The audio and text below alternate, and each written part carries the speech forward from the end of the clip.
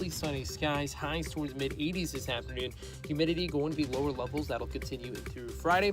Looking mostly sunny, high of 87, then the heat ramps up. Talking upper 80s Saturday, mid-90s by Sunday. That'll continue through portions of next week. The best news out of all this, though, going to be looking at drier conditions. Looking for mostly sunny to partly sunny throughout this time period, but going to be very hot into next week. From the First Alert 4 Weather Center, I'm meteorologist Chance Gotch.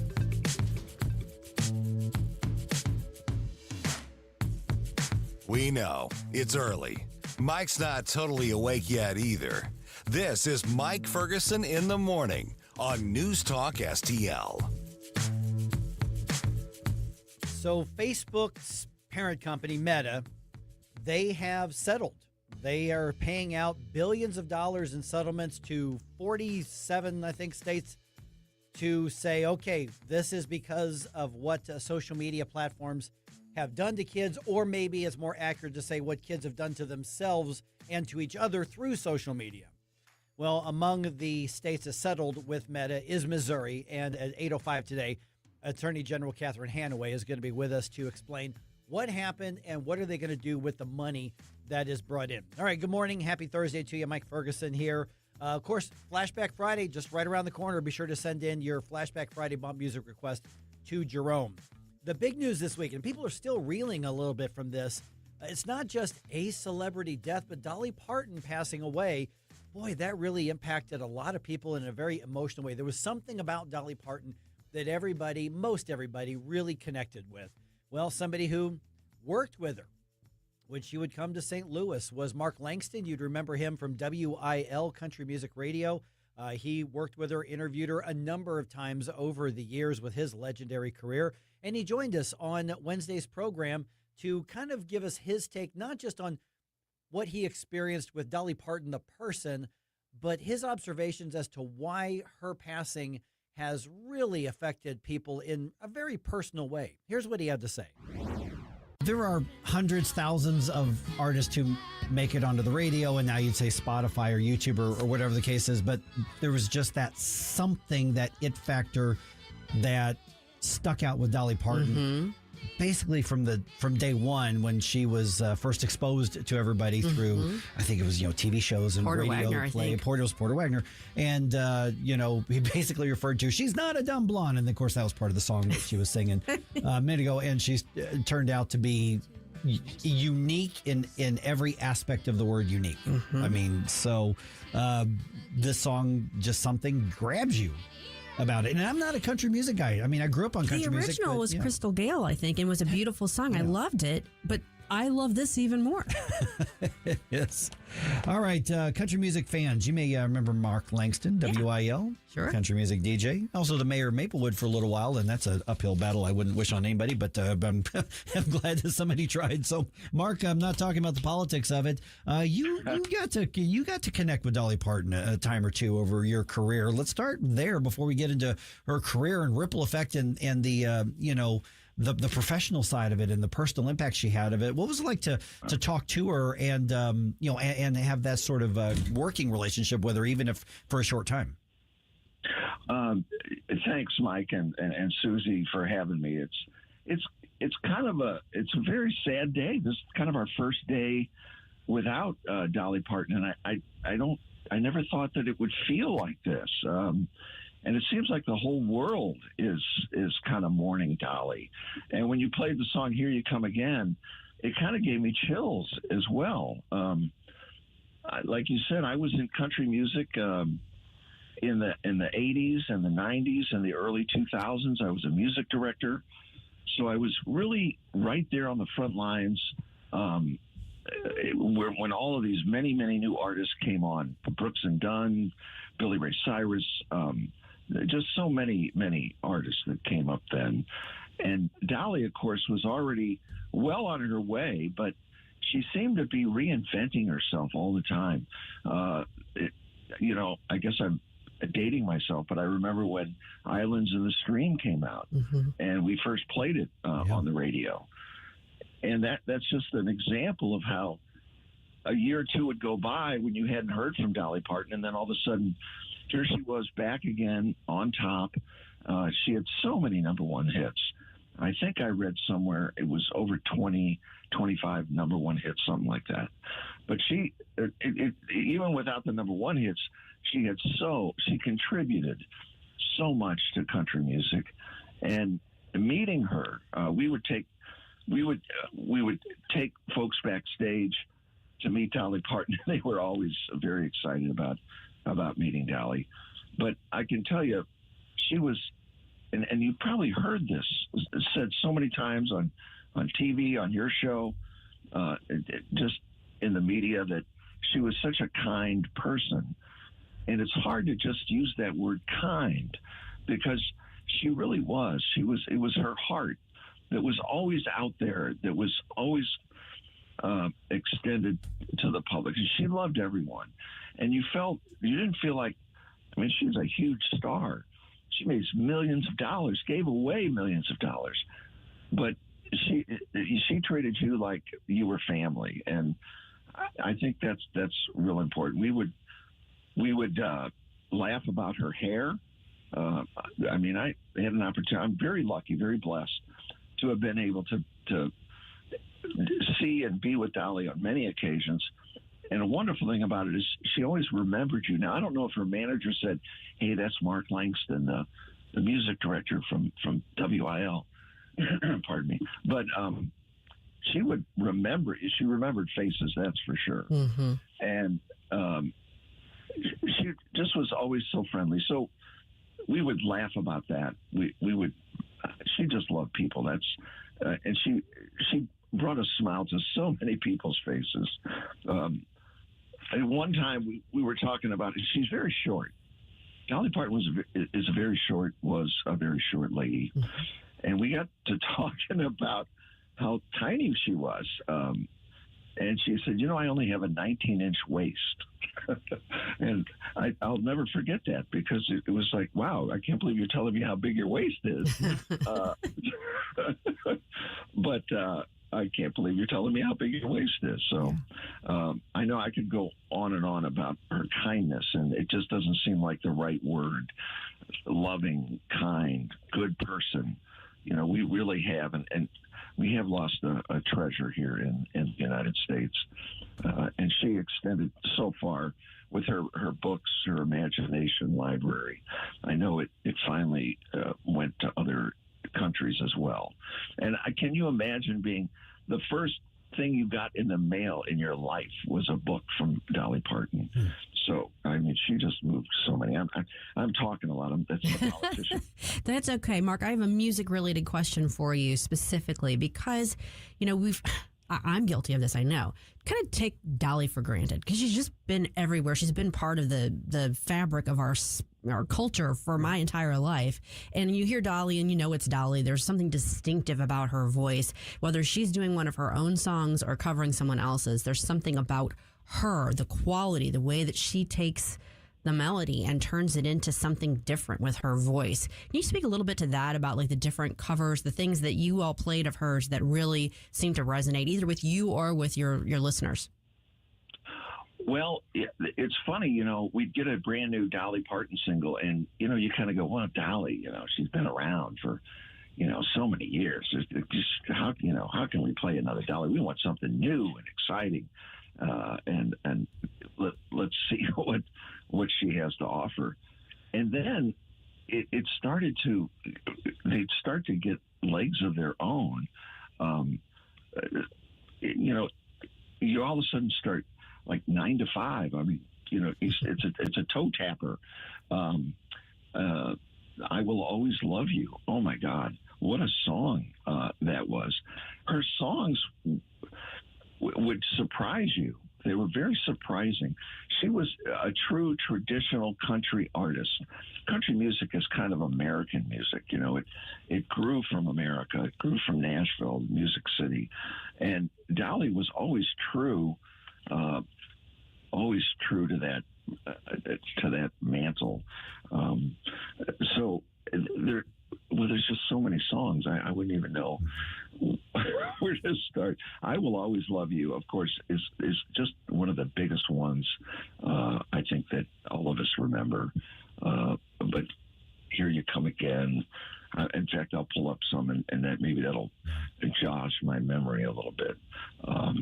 Well, while you're doing that, I mean, normally this is the time in an interview where I reset and tell everybody, remind you that we're talking to Mark Langston. But if you're in St. Louis, you know that voice. Yes. That's Mark Langston from WIL, all those years, country music. But going beyond the music, Mark, we just got a couple minutes left here, is like Susie was talking about, was the fact that she tended to relate to everybody. And I just thought she was always a fascinating dichotomy of so many things. We throw around the word icon a lot, and most of the time it's just slang. But with her, she truly was an icon of our culture because she was over the top with her look. And, she would joke about, like you said, with her looks and the plastic surgeries. And, rumor was that she drove Kenny Rogers nuts when they toured together because she would joke out loud about all their plastic surgeries. And so in all that case, she was talking about the over the top image, but she still came across as humble in a servant's heart.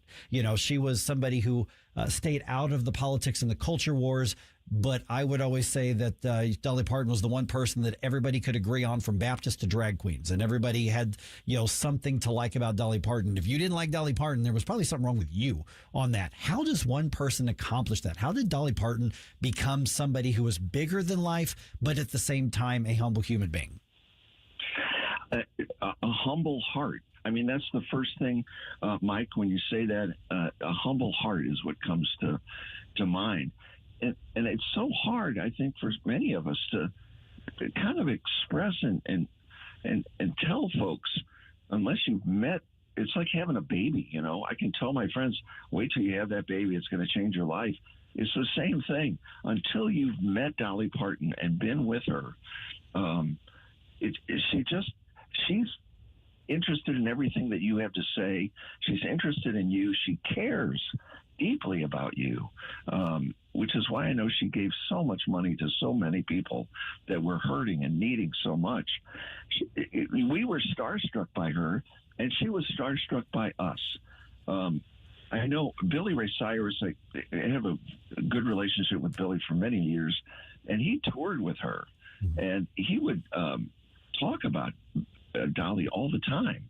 He opened for Dolly years ago, and he just adored her, and to the point where he asked her if she'd be the godchild of Miley Cyrus as his daughter. But Mike, she was just kind, good-hearted, caring. She didn't care where you were from, how much money you had, or where you grew up. I mean, she just warm.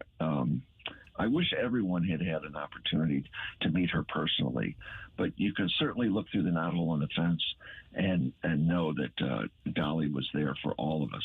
She cared for all of us, and it's an overwhelming, Mike and Susie, I know we're running out of time here. It was just overwhelming to see the outpouring of caring for this one woman, one little tiny woman with a 19-inch waist, what she's done to this country and to our nation, and how many people she's touched around the world is just amazing. All right, Mark Langston, all those years legendary on WIL. Thank you so much. And one of the things, true to form, her family says that she requested that in her honor, don't send them flowers to Nashville, send donations to the Imagination Library program. All right, once again, remember, Flashback Friday coming your way here, obviously tomorrow, because, today's Thursday. So send Jerome your Flashback Friday bump music request. Just make sure it's from the 80s. Free for all this weekend. No theme. What do you want to hear from the 80s? Let me know, and then we'll be all set for a great Flashback Friday right here on 101.9 and 94.1 News Talk STL.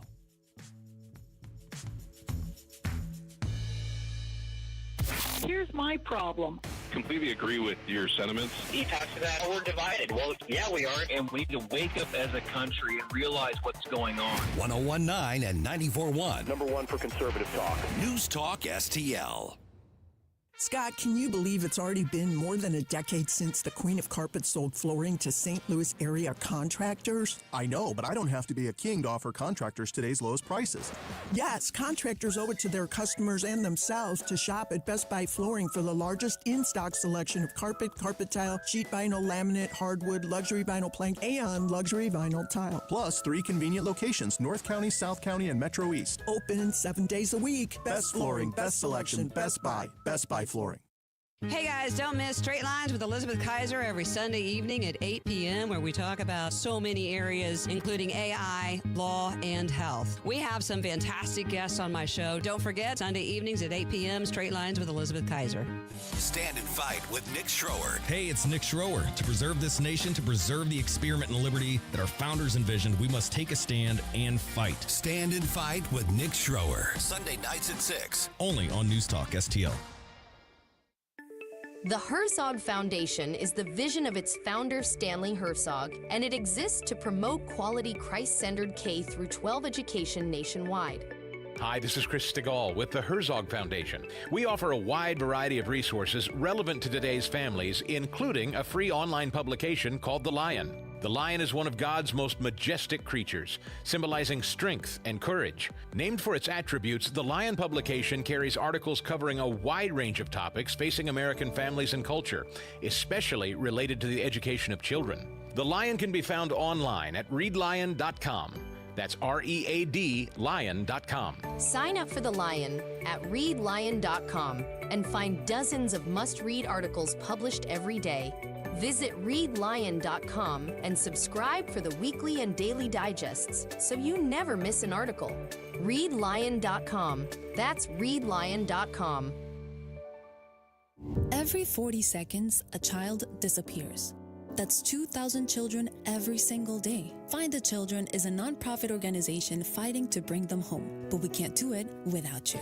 Your unwanted car, running or not, can help find missing kids, reunite families, and support the search and rescue efforts that protect children every day. We'll pick it up fast and free with a 24-hour response, and your donation may qualify for a tax deduction. Find the Children provides crucial resources to help locate missing children and educational programs that teach kids how to recognize and avoid predators before it's too late. Together, we can give families hope and bring children home where they belong. Donate your car today and help bring a child home. Find the Children, because every child deserves to come home. 800-757-1340. 800-757-1340. That's 800-757-1340. This advertisement was paid for in partnership with Cars R Us and Find the Children.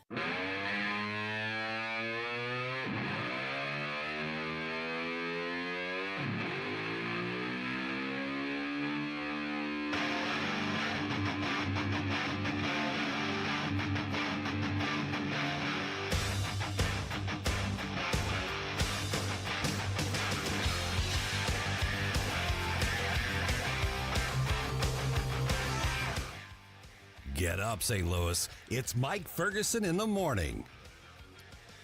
You know, those door-to-door salespeople, they can be annoying. Yes. Hey, when was the last time you had somebody knock on your door and try to sell you something? Legitimately or just in general? Yeah, just overall. I mean, you know, the last time for me it was, I want to say about 6 months ago. But Yeah, probably about a year ago. It wasn't actually my place I was at. It was my uncle's house. But somebody came up and was trying to sell us some kind of weird cleaning supplies. And I'm not sure it was even legal or legitimate, but it was there. Yeah, it was phone and internet service.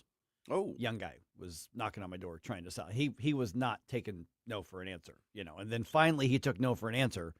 And then I think he started hitting on me, which was really weird. It was really weird, you know. And I'm like, that's like, okay, conversation's over, you know. But I'm not making that up.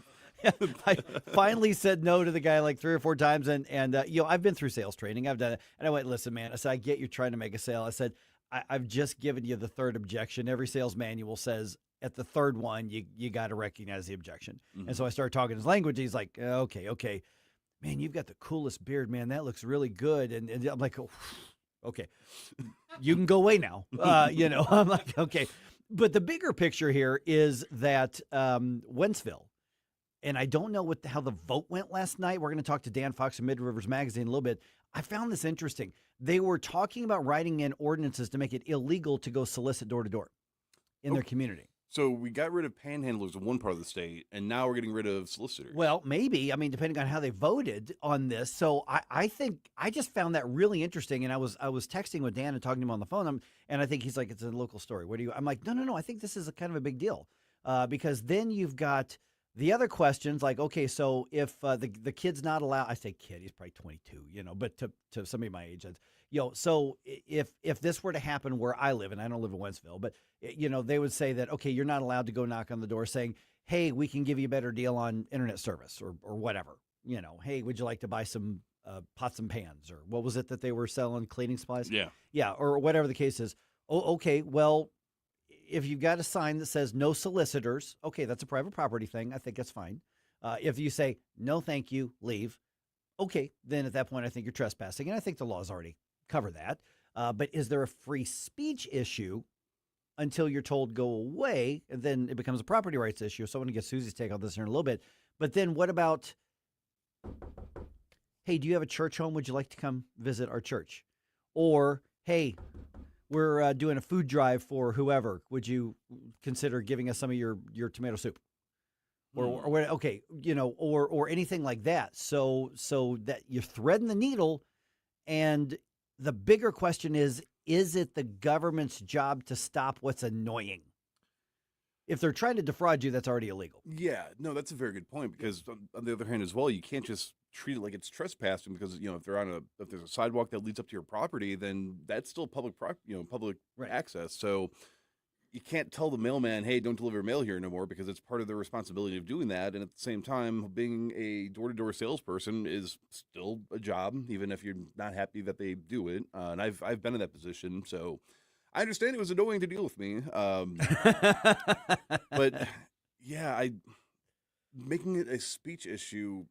Well, yeah, it's interesting. That's an interesting approach to that. And so that's going on in Wentzville, and they had the meeting last night. And I'm not gonna lie, Dan will be able to tell us what happened, because I don't know how the vote went, but they were talking about it a week or so ago, and then they set the vote for last night. And assuming that still happened, we'll have some kind of update. I just think it's an interesting, bigger picture question.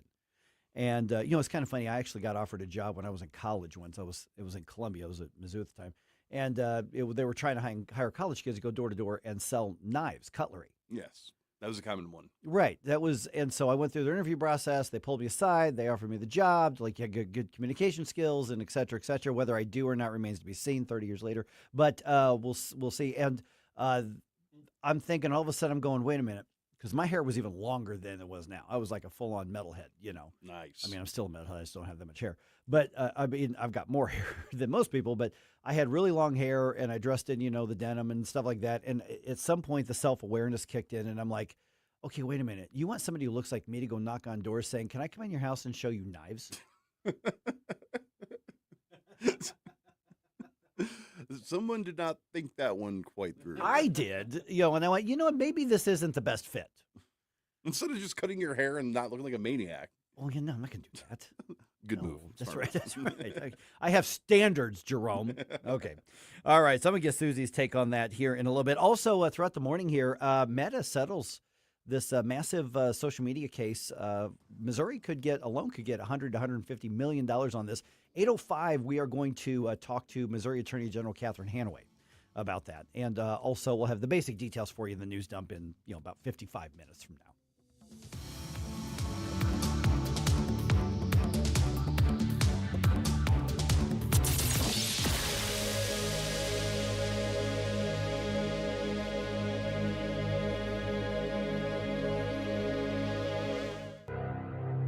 It's not pleasant to hear it, but Missouri is falling behind in its spending of state tax dollars, education, and health care. But there are ways to get Missouri moving forward again and produce a better life for all of us. That's why we at the Show Me Institute put together a 2026 Missouri Blueprint, a roadmap on how the state can move to a brighter future. The blueprint covers policy ideas from taxes to government transparency, from education to health care and budget reform. Let's allow students to attend the school of their choice. Let's adopt new proven methods to help the many school kids who can barely read. Let's limit state spending growth for Missouri's long-term financial stability. And let's invest in future needs with more nuclear energy. Why not common sense reforms to make things better for all Missourians? Check out our 2026 Missouri Blueprint, moving Missouri forward at showmeinstitute.org. The Show Me Minute has been brought to you by Show Me Institute and Show Me Opportunity. Dude, this house is perfect. Crumbs everywhere, sticky counters. I've already texted the colonies. Sweet. I'll bring my 500 cousins. This'll be the biggest ant rager of the summer. Let's party! Wait, what's that sound? Oh, no, it's those trucks with the green wheels. Party's over, man. Party's over. This is Derek, the owner of All Solutions Pest Control. We'd love to help you out. Give us a call today for a free estimate at 636-486-7888. If a pest-free home is your goal, call All Solutions Pest Control. If you love your pet, which I know you do, then they deserve the excellent treatment and care they'll receive at Pacific Animal Hospital in Pacific, Missouri, a full-service veterinarian facility. Originally built and grown by my dad, Dr. Bill Jones, a new generation of wonderful veterinarians and staff at Pacific continue to provide outstanding medical, surgical, dental, boarding, and grooming services for your favorite furry friends. Our family entrusts the care of our pets only to the experienced docs and staff at Pacific Animal Hospital. You should too. Call them today, 636-257-2100, 24/7 at PacificVets.com, PacificVets.com. People ask all the time, who the heck is Low Cost Airlines? Well, we're not just one airline. When you're talking to us, you're talking to everyone. We are the discount supermarket for all airline tickets. Plus, we have all the airlines and always have the best prices. American, Delta, United, plus all the specialized international airlines and a lot more. And we make it easy. We guarantee you'll talk to a live human in 60 seconds. You can have the rates you need and have your trip booked in 5 minutes. Now, how cool is that? And remember, when you're talking to us, it's like talking to every single airline available with one fast phone call. All you need to do is call and find the best prices to fly wherever it is you want to go. So are you ready? Call Low Cost Airlines right now. 800-515-2397. 800-515-2397. 800-515-2397. That's 800-515-2397. KLGY HD3 Clayton, K270BW Bellefonte, KNBS Bowling Green. This is News Talk STL at 1019, 94.1, and always streaming at NewsTalkSTL.com. Breaking news this hour from Town Hall. I'm Rich Thomason. 273 and counting. That's the death toll from the catastrophic flooding, the massive rock and mudslide. It swallowed up and swept away entire villages in Nepal along the border with Tibet. Authorities say a glacial collapse and a massive surge of water and mud through mountain valleys, destroying roads, burying buildings, and cutting off communities. Across the border in Tibet, hundreds remain unaccounted for as helicopters and rescue teams continued searching for survivors. Correspondent Ken Lorman says 1,300 people are unaccounted for, with many tourists, including Americans, among them. Now an international search and recovery effort is kicking into high gear, with the U.S., China, and the EU all involved. A military judge has set June 5th of 2028 as the starting date of the trial for an alleged 9/11 mastermind. Khalid Sheikh Mohammed was captured in 2003 in Pakistan and then subjected to extreme interrogation techniques, including waterboarding. He was transferred to the U.S. naval base at Guantanamo Bay in 2006. Khalid Sheikh Mohammed is accused of directing the plot to crash hijacked airliners into sites including the World Trade Center on September the 11th, 2001, in the biggest terror attack ever to take place on American soil, which killed nearly 3,000 people. The BBC's Warren Bull says a trial had previously been scheduled back in 2021, but that was later canceled. Kids under 18 will soon see a host of changes to their Instagram and Facebook accounts, thanks to a historic $18 billion settlement between Meta and 48 states. Meta agrees to take steps to keep kids under 13 off its platforms and teens in age-appropriate accounts, and to enact a hard limit of 2 hours a day for users under 18. These are among other changes to be implemented as a result of that settlement. Townhall.com. Are you carrying more than $10,000 in credit card debt? Do you feel like you're running on a financial treadmill, making payment after payment, month after month, yet never getting ahead? If you're tired of watching your hard-earned money disappear into interest charges, there may be options available to help you take back control of your finances. At Total Financial Freedom, they'll show you what qualified consumers may be able to save through programs designed to help them resolve debt faster than making minimum payments alone. The consultation is free, confidential, and comes with absolutely no obligation. return. Why spend years, sometimes decades, paying thousands in interest when there may be a better path forward? Total Financial Freedom is a Christian-owned company that has helped thousands of Americans pursue financial freedom for nearly 20 years and is proudly A-plus rated and accredited by the Better Business Bureau. Call now and ask how you can receive a complimentary copy of The Debt Dietitian. Stop running in place. Start moving toward financial freedom at 866-844-7344. 866-844-7344. From the News Talk STL Weather Center. I'm meteorologist Shane Scotch with your First Alert 4 forecast. We're going to continue to look at mostly sunny skies, highs towards mid-80s this afternoon. Humidity going to be lower levels. That'll continue through Friday. Looking mostly sunny, high of 87, then the heat ramps up. Talking upper 80s Saturday, mid-90s by Sunday. That'll continue through portions of next week. The best news out of all this, though, going to be looking at drier conditions. Looking for mostly sunny to partly sunny throughout this time period, but going to be very hot into next week. On the First Alert 4 Weather Center, I'm meteorologist Chance Scotch. This hour of News Talk STL brought to you by Chris Cooper and Serenity Wealth Management. Business owners, download your free playbook for financial clarity at SerenityWealthBiz.com. That's SerenityWealthBiz.com. Tony Colombo here for Gutter Pros and Exteriors, your all-in-one service team that brings years of experience and quality that's affordable right to your doorstep. Christine and I discovered Gutter Pros and Exteriors when we bought our home and inherited a gutter problem. And they've also repaired siding damage on our home because along with gutter repair, gutter installation, and leaf protection, the Gutter Pros team are also the best for repairing other exterior damage, including fascia, soffit, and all siding repair and installation. Learn about all the ways Gutter Pros and Exteriors can help your home or business right now at gutterpros.com. Hi, this is Congresswoman Ann Wagner from Missouri's 2nd District. I work every day to put more money in your pocket, secure the border, protect our shared Missouri values, and keep our communities safe. Whether it's visiting one of my public events in neighborhoods around the district or by contacting my office, I want to hear from you. If you need help with a federal agency, please contact me at wagner.house.gov. Paid for by official funds authorized by the House of Representatives. On the next Larry Connors USA. The story behind the story, the USS Nautilus, the first nuclear-powered submarine. Larry Connors USA. Now, weeknights 6 until 8 on News Talk STL. Mike Ferguson. I'm sick and tired of smart guys. Susie Moore. Get out of here and stop playing victim. Get up, can't you hear the alarm? Get up, St. Louis. We have federal regulations that prohibit hunting duck, and yet it's legal to hunt humans. Mike Ferguson in the morning on News Talk STL.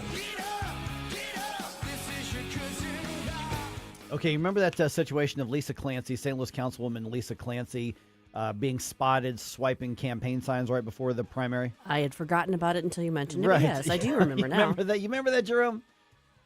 What's so the St. Louis Councilwoman, St. Louis County Councilwoman Lisa Clancy, right before the primary election, she was backing Senator Brian Williams, right? And she was spotted by a St. Louis County police officer stopping in the middle of the road in Clayton and grabbing one of Williams' signs and throwing it into her car. Oh, yeah. And the police officer said, man, it looks like there's a bunch of cars. And they figured out that it was Lisa Clancy. And so that made the news, and we talked about that. And I think all of us here were like, yeah, nothing's going to happen to her. She's a county councilwoman. Okay, well, I've got an update on the story here. Oh. What's the update? Nothing's going to happen to her. That's the update, as expected. So she's getting away with the crime of the century here. Basically, yes. She's clearly a criminal mastermind. No, so what happened is St. Louis County Police said, okay, well, this happened in the city of Clayton, so we referred it over to Clayton. Clayton goes, yeah, county police they don't tell us which crimes to pursue and which not to. This is not a priority. We're not worried about it. And so the Post-Dispatch, to their credit, followed up on the story. Joe Hollerman did. And I saw his article on it, and he asked the county prosecutor, and they say, neither one of those police agencies has sent us a thing. There's not been, they haven't even pursued any sort of charge on this. And so essentially what's going to happen is they're going to go, we don't care.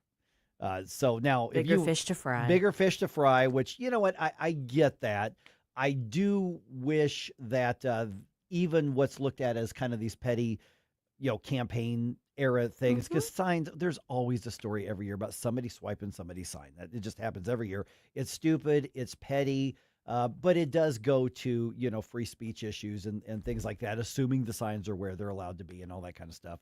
But if you or I were out there spotted by a police officer swiping signs of a political opponent or something, there's a chance we're getting a citation. We may have to pay our $50 fine or apologize no one's going or to whatever. jail. No, nobody's going to jail over it. No. I think the appropriate punishment would be that person has to hold the opponent's campaign sign up and That's right. basically campaign for them. She should have a sign and a picture like, I love Jake Zimmerman. Jake Zimmerman is the best. Yes, because that's who beat Brian Williams in that primary. So, bottom line is, I think is it possible that they're going, we really don't want to tangle with the St. Louis County Councilwoman? Maybe, but it probably has more to do with the police are like, we got other stuff to do.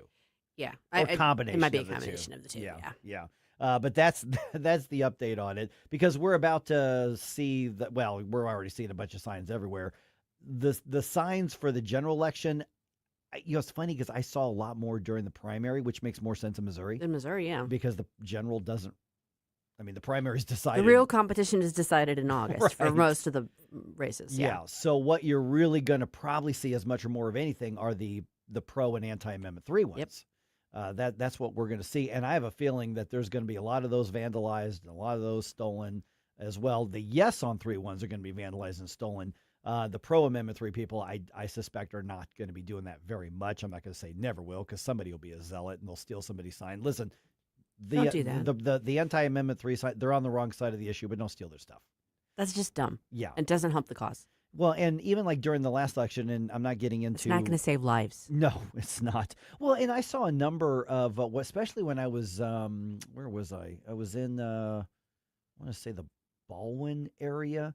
There were Manchester and Baldwin area. Mm-hmm. I saw right before the primary a number of Amendment 5 signs vandalized, spray painted. Yeah, I saw everything from swastikas to just an X to a big no. And somebody went around with black spray paint and hit, I saw at one point within, I want to say 2 or 3 miles of driving between Manchester Road and a little bit north, a pretty nice neighborhood, pretty nice area. And I saw 3 or 4 vandalized with the same color spray paint right before the primary election. Yeah, nothing says fascism like wanting to eliminate the income tax. Right. Yeah, precisely. But yeah, and of course, I looked at, of course, by then we already knew that thing was going to go down in flames.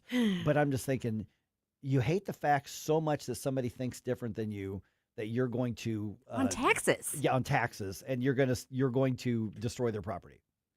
Yeah, I mean, some of that I would chalk up potentially to maybe teens, younger people, just looking for something to kind of mess up that's not really super consequential. I mean, I think you could say maybe some of that could be possible, but it was all the same sign though. Based on what we've seen. Yeah.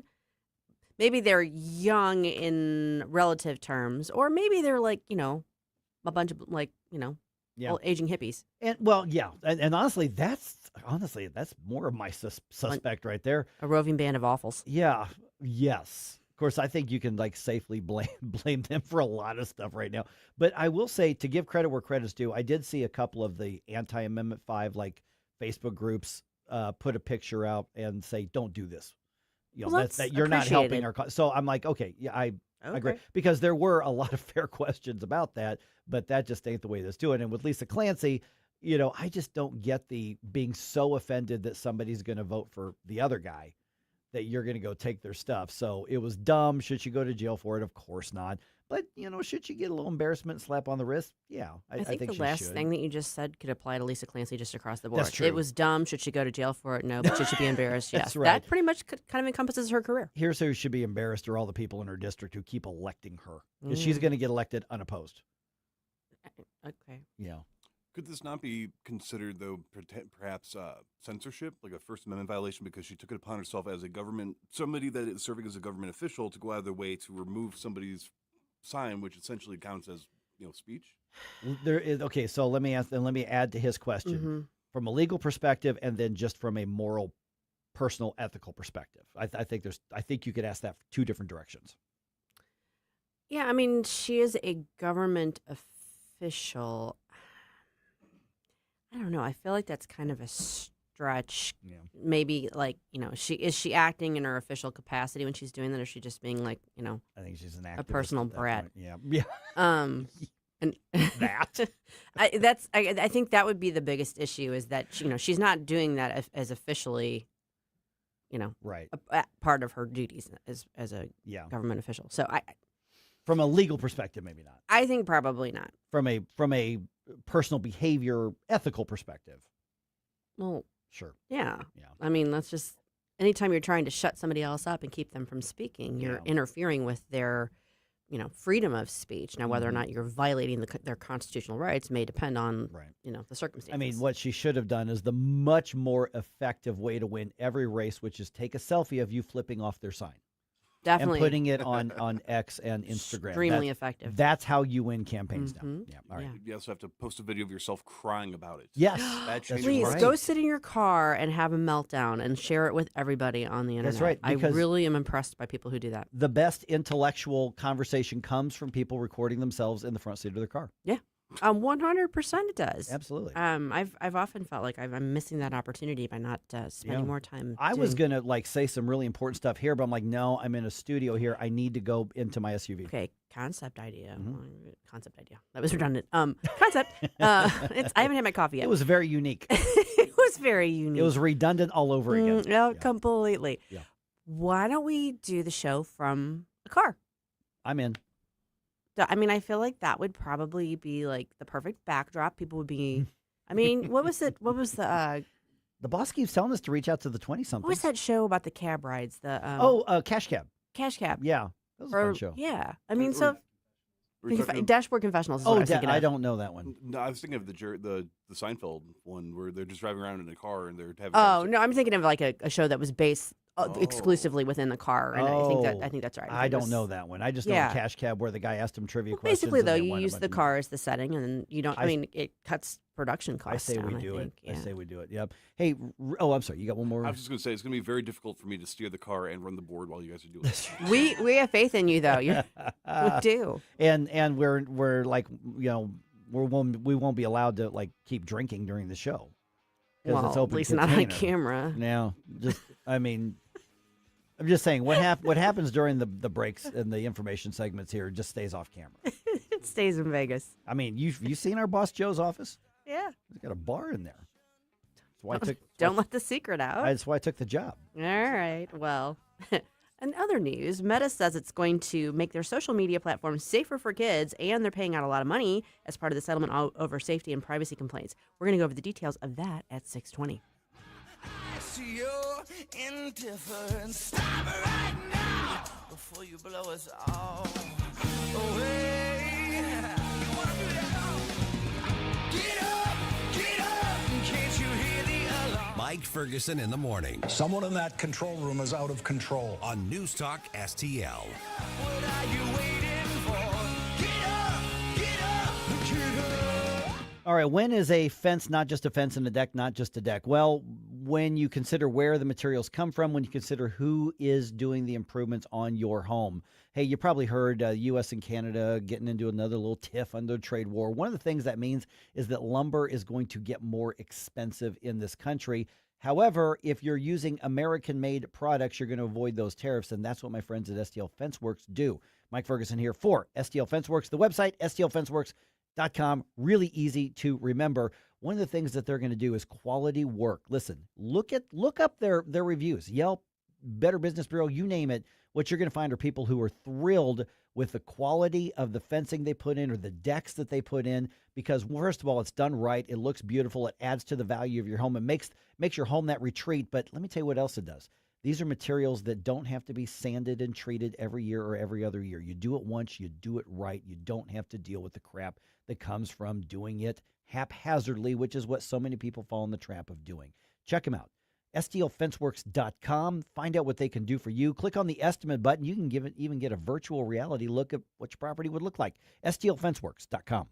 Hi, I'm Jen Wallner. And I'm Rodney Wallner with the Wallner Home Selling Team at Berkshire Hathaway. Hey, Rodney, how do you sell your home for top dollar? That's easy. Call the Wallner Home Selling Team at 314-810-SOLD. What if I want a flexible commission rate? Call the Wallner Home Selling Team at 314-810-SOLD. When's the best time to sell your home? Right now, call the Wallner Home Selling Team at 314-810-SOLD. For all your real estate needs, call the Wallner Home Selling Team at 314-810-SOLD. That's 314-810-SOLD.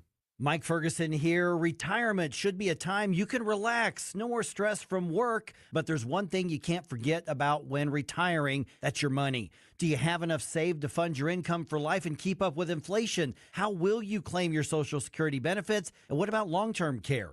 The ClearPath Wealth Management Group at Stifel is here to help answer all of these questions. You can hear their latest views on the markets and investing during On the Money, hosted by Stifel financial advisors Bob Stockdale and Eric Robert, every Saturday morning at 9, right here on News Talk STL. They can help you get organized, guide you through critical retirement decisions, and create an investment portfolio designed around your needs. To schedule your free retirement plan consultation, go to clearpathinvesting.com. That's clearpathinvesting.com, or call 636-695-2650, 636-695-2650. Stifel Nicholas and Company Incorporated, member SIPC and NYSE.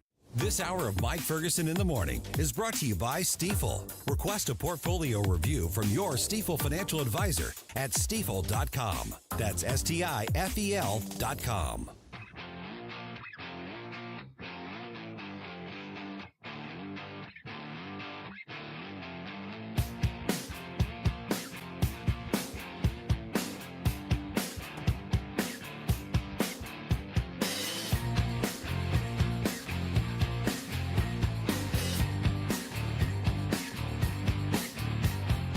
Hey, Chris Arps from the Tim Jones and Chris Arps Show. Make sure that you're listening to our show this afternoon from 4 to 6. Now back to the Mike Ferguson in the Morning Show.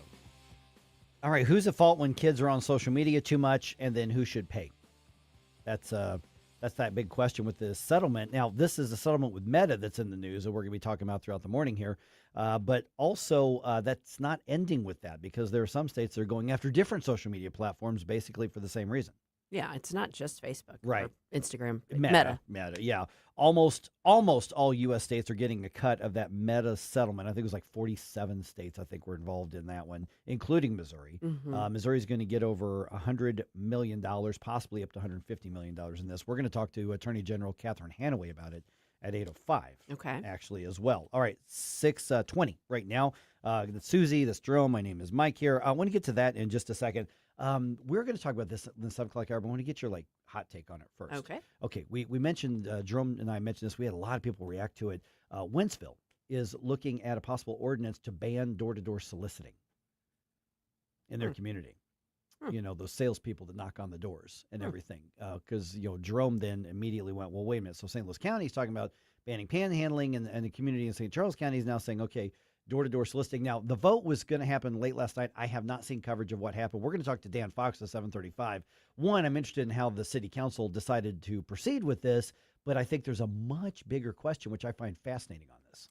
I was just about to start a door-to-door panhandling service, and now they're crushing my dreams, Yeah, I'm wondering what the impetus. I mean, have Right. there been a bunch of overzealous Girl Scouts or Fuller Brushmen?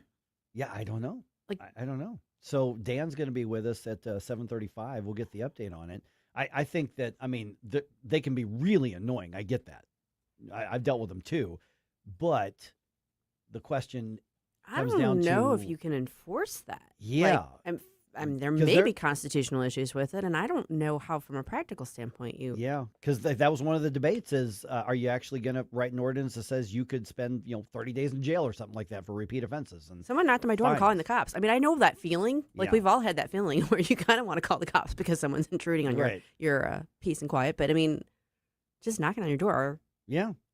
7:35. I think. Okay. See, I think your reaction's like, yeah. I was like, I saw that. I'm like, But is this really that big a problem? That's what I'm wondering. I don't know. Or is this a solution in search of a problem? I don't know. And then, what else does it cover? I'm going to grill Dan. Yeah. Be ready, Dan. Well, Dan's just covering it. Well, I expect him to be fully informed. Oh, he is. He always is. All right. 6:22 now. Okay, so Meta settles. There was the trial that was happening in California. This is one of those rare things where it didn't matter whether it was a blue state or a red state. There were all kinds of states going after Meta, Facebook, Instagram in this case. Now, this is going to be separate from a lawsuit against Snapchat. And, of course, we've had, complaints about TikTok and all that sort of stuff. But in this case right here, Meta essentially says, all right, here's, it's going to be like $17.1 billion, which is a massive amount of money, unless you're Meta, which is probably not.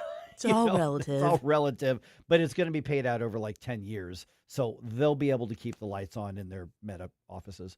So a couple questions on this. One, they say, okay, here's a bunch of safeguards that we're going to implement. And they're looking at some things that I think more people will agree on than the bigger picture, which is whose responsibility is it when kids spend too much time on social media? Well, it can be more than one. Yeah. The answer to that can be more than one person or entity. Right. And that's where a lot of that, and Bonta over in California, the attorney general there, and I've got a soundbite that's going to be in the news dump here in a little bit. He basically says the trial was not going well for them, which is likely why they decided to settle, and we didn't give up anything. It's typically a good sign. Yeah. And that could be him putting some spin on it as well, but usually if folks settle in the middle of trial, it's because they feel like, we're not getting a good read off of the way it. this is going. And so you've got that question there, and then other questions about, okay, they're going to use more AI tools to try to weed out young people who are lying about their age. Stuff like that. Okay. Because the accusation is, come on, that 10-year-olds are getting on here. They're putting up accounts. Their 9-year-olds are doing it. It's happening. You're just winking and nudging because, you get to collect the data and you get to market to them. Probably not so much Facebook anymore, but on Instagram, yeah. Yeah. I feel like Facegram. More coffee. I've said it before. I've been coffee. informed by my 20-something daughter I am not cool enough to be on Instagram, so I'm not on Instagram. I am, but I always forget. Yeah, but I feel like, there's not a lot of 10-year-olds like just jonesing to me on Facebook.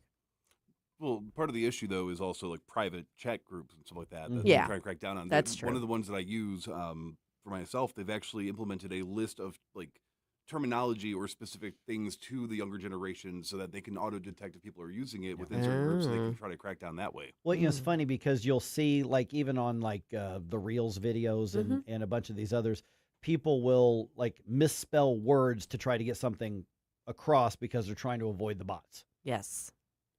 Like people do that on X. Yeah, then they're trying to get around these, and I couldn't imagine that they haven't picked up on that. Yeah. But I don't know if that's still working or not. But one of the other aspects is these kids are getting addicted to it, and therefore it's Facebook and Instagram's fault. It's Meta's fault because the kids are getting addicted to it.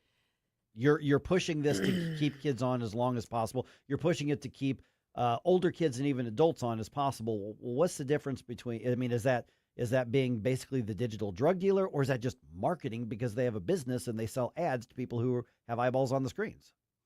Well, there is something to be said about the fact that they do intentionally design their sites to be as addictive as possible. It's not just it happens to be something engaging that people are drawn towards. It is they're using marketing data and they're incorporating design elements and experience elements with the intention of trying to get you to hook to maximize screen time. Okay, so let me play devil's advocate a little bit. I write this show in hopes of keeping people listening as long as possible. What's the difference? Or watching as long as possible. What's the difference? That's a fair point. I mean, that's fair. The difference is we're good people, and they're not. Because we're good people. I think part of the issue is that there was some misleading information being put out by them, and they were not being forthright about what methods they were using. Yeah. There was some deception going on there. So I think that led to some of the more stringent accusations. The bottom line is, like I was saying before, it's not just one person or one entity's responsibility. Facebook Meta can have some responsibility, even while parents should have responsibility. And it depends on the state, but most states have what's called comparative fault. So if you find Meta liable, they're 60% liable for this, and the parents are 40% liable, and the jury says, okay, we're giving you $100 billion. Well, they're paying $600 million, whatever. The damage is worth this, and then Correct. Your percentage is that. Yeah, okay. so just the fact that parents do have a role here, absolutely, and do have responsibility, doesn't negate Meta's. Got it. Okay, yeah. So again, these are questions I'm going to have for Attorney General Catherine Hanaway at 8:05. Oh, good. I've helped you prep. Yes, totally, absolutely with that. Because this is one of those where this is the small government guy in me. I'm like, okay, there are questions about Listen, parents should do better. A lot of them, yeah. Heck yes. 100%. Kids should stop being scoundrels and sneaking around the rules. Sure. Because I never misbehaved and got around the rules. Because I'm saying that because I'm pretty sure my mom's listening in New Hampshire. Hi, Vicky. I never did that. Oh crap! Did I just violate the assertion that we never lie about stuff? I don't know, but you just said crap. That wasn't nice either. I know. Watch your profanity. I know. Language, Michael. Language. Language. But so those are just things that happen, and then at the same time, it's like, okay, that's my question is, where's the role of government in this? Maybe there is one in there. I'm just always skeptical of government saying we don't like this, or our people don't like this. Kids are being harmed, and I know that there are kids getting harmed on there. What's the government's job in making people act smarter? And I'm willing to hear all the answers on it, but that's where I default in my skepticism of things. Well, part of government's role, I do feel that there is, within the Constitution, I mean, the idea of domestic tranquility, for example, is part of the government's responsibility. So this might sound like a massive stretch. If there is something going on, taking place, that leads to behaviors that are ultimately, what? The folks on social media are funny. You guys were calling me out for saying crap, and they said, Mike, you should have said CR@P. Yes. Not crap. That's how you get around. That's how I get around it. That was good. That was good. The way that social media is being used right now by specific groups of rowdy teens and such is encouraging and incentivizing a reward sensation for that sort of misbehavior. Like the teen takeover stuff is oftentimes linked to social media. And that's the platform they use to coordinate it. Yeah. And so to not have something in place saying, look, this is having real world effects, once it starts getting away from, and I'm not saying cyberbullying is good, but once it goes from that to like, hey, let's all do like a flash mob and rob a store together because they can't catch all of us and put it online, I do think government has, for the good of everybody, a role to step in there. Okay, so Susie, could this be comparable to if a 15-year-old goes into a liquor store and buys some booze, and the clerk looks at the kid, knows that he's underage, and says, "Oh well, you gave me an ID. I'm sure it's real. Wink, wink, nudge, nudge. Give me $20. Your money's still green. Your money's still green." Is that similar to some of the arguments that were made against the social media companies saying, these kids, because it is in many places, if not federal policy, kids are not supposed to have their own accounts under the age of 13. Right. And we know that happens. I've known kids personally who had accounts, when they were 10 and 11. So, I mean, I've known that happens. So is that comparable to those laws? Because if the clerk at the liquor store, sells a 16-year-old booze, knowing full well or suspecting full well that they're underage, sure, right? They should absolutely have some liability. I think there's an analogy there. Okay. I mean, yeah, and I do think that's one of the aspects of what was being alleged here. Yeah. Another news, when the nice lady in town offers you a home-cooked meal, you take it. Yes. So why is her local government telling her to stop that until she files the right paperwork? We're going to explain what's going on coming up here at 6:35.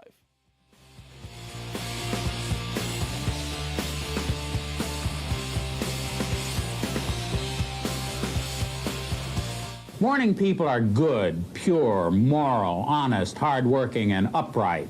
Night people are bad, immoral, dishonest, lazy, and downright. From the NewsTalkSTL Weather Center. I'm meteorologist Shane Scotch with your first alert 4 forecast. We're going to continue to look at mostly sunny skies, highs towards mid-80s this afternoon. Humidity going to be lower levels. That'll continue through Friday. Looking mostly sunny, high of 87. Then the heat ramps up. Talking upper 80s Saturday, mid-90s by Sunday. That'll continue through portions of next week. The best news out of all this, though, going to be looking at drier conditions. Looking for mostly sunny to partly sunny throughout this time period, but going to be very hot into next week. From the First Alert 4 Weather Center, I'm meteorologist Shane Scotch. Got scrap metal, junk cars, or old appliances taking up space? Turn that clutter into cash. Since 1968, 21 Recycling and Scrap Metal has been the area's trusted name for recycling. We buy copper, brass, aluminum cans, scrap iron, wheels, catalytic converters, AC units, water heaters, washers, dryers, and yes, junk cars too. With our brand new truck scale on premises, getting paid is fast and easy. Old Highway 21 by Highway M or 21-recycling.com. Like License number GL250000615. You're cooking dinner. The lights go out. You flip the breaker and forget about it. But what if it keeps tripping? Trips once, your breaker's doing its job. Keeps tripping? That's a warning. Bad wiring or something worse. Do people just keep flipping it? Most do until they can't anymore. Call Grasser. We'll stop the trip. Green is always Grasser at GrasserHomeservices.com. Simply Health with Dr. Brian Deloney. What if your body isn't broken? It's just missing the right conditions to heal. This week, discover how chiropractic, inflammation control, and cellular health work together to restore resilience. Built to heal. Don't miss this powerful conversation. Simply Health with Dr. Brian Deloney. Saturdays at noon on News Talk STL. To find out more about Simply Health Integrated Medical, log on to simplyhealthintegrated.com. Your trees do a lot for you. Shade, beauty, curb appeal, but are they safe? Clever Tree Service has been protecting St. Louis homes and landscapes for over 20 years. Pruning, trimming, removal, stump grinding, even 24/7 emergency storm service. Fully insured, eco-friendly, and always focused on you. From Kirkwood to Chesterfield, Webster Groves to Wildwood, your neighbors trust Clever Tree Service. Visit clevertreeservice.com for your free quote today. If you have a phone, you have a radio. Download the all-new News Talk STL app. Love the all-new News Talk STL app. On my way to work in the morning. Usually I'm in the car. I listen on the app in my car every morning going to work. Download the News Talk STL app and listen anytime, anywhere.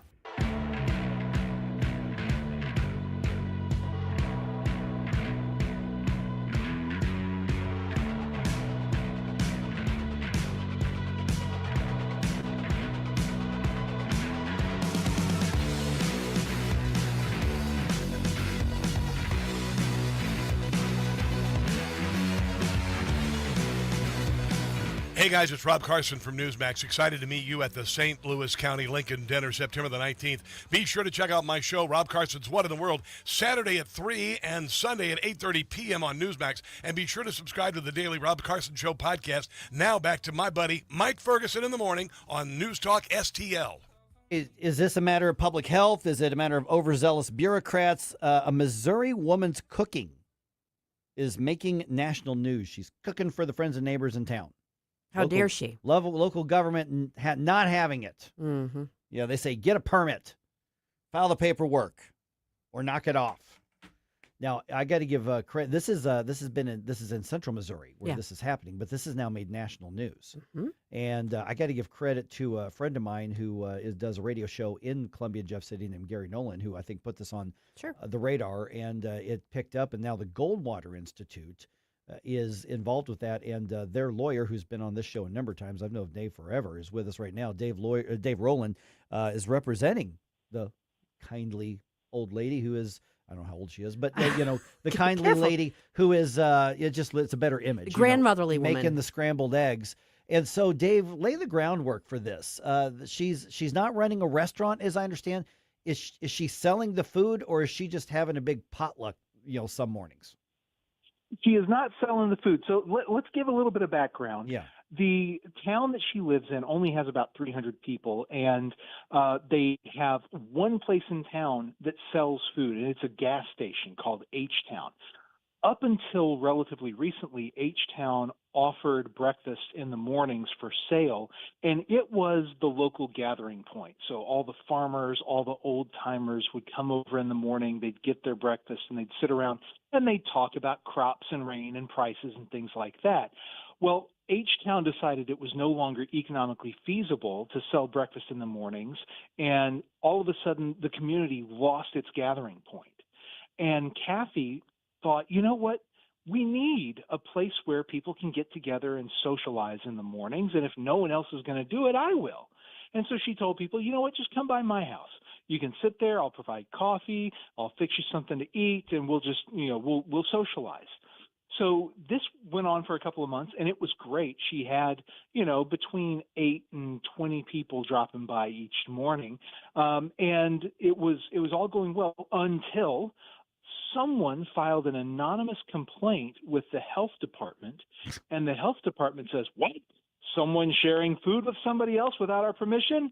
we've got to get involved. And so they send this letter warning her that she's got to install a commercial kitchen and she has to jump through all these bureaucratic hoops. And oh, by the way, now her home is going to be open for public inspection at a moment's notice, and she's not allowed to tell them to go away because she's running a food establishment, allegedly. Now, let's be clear.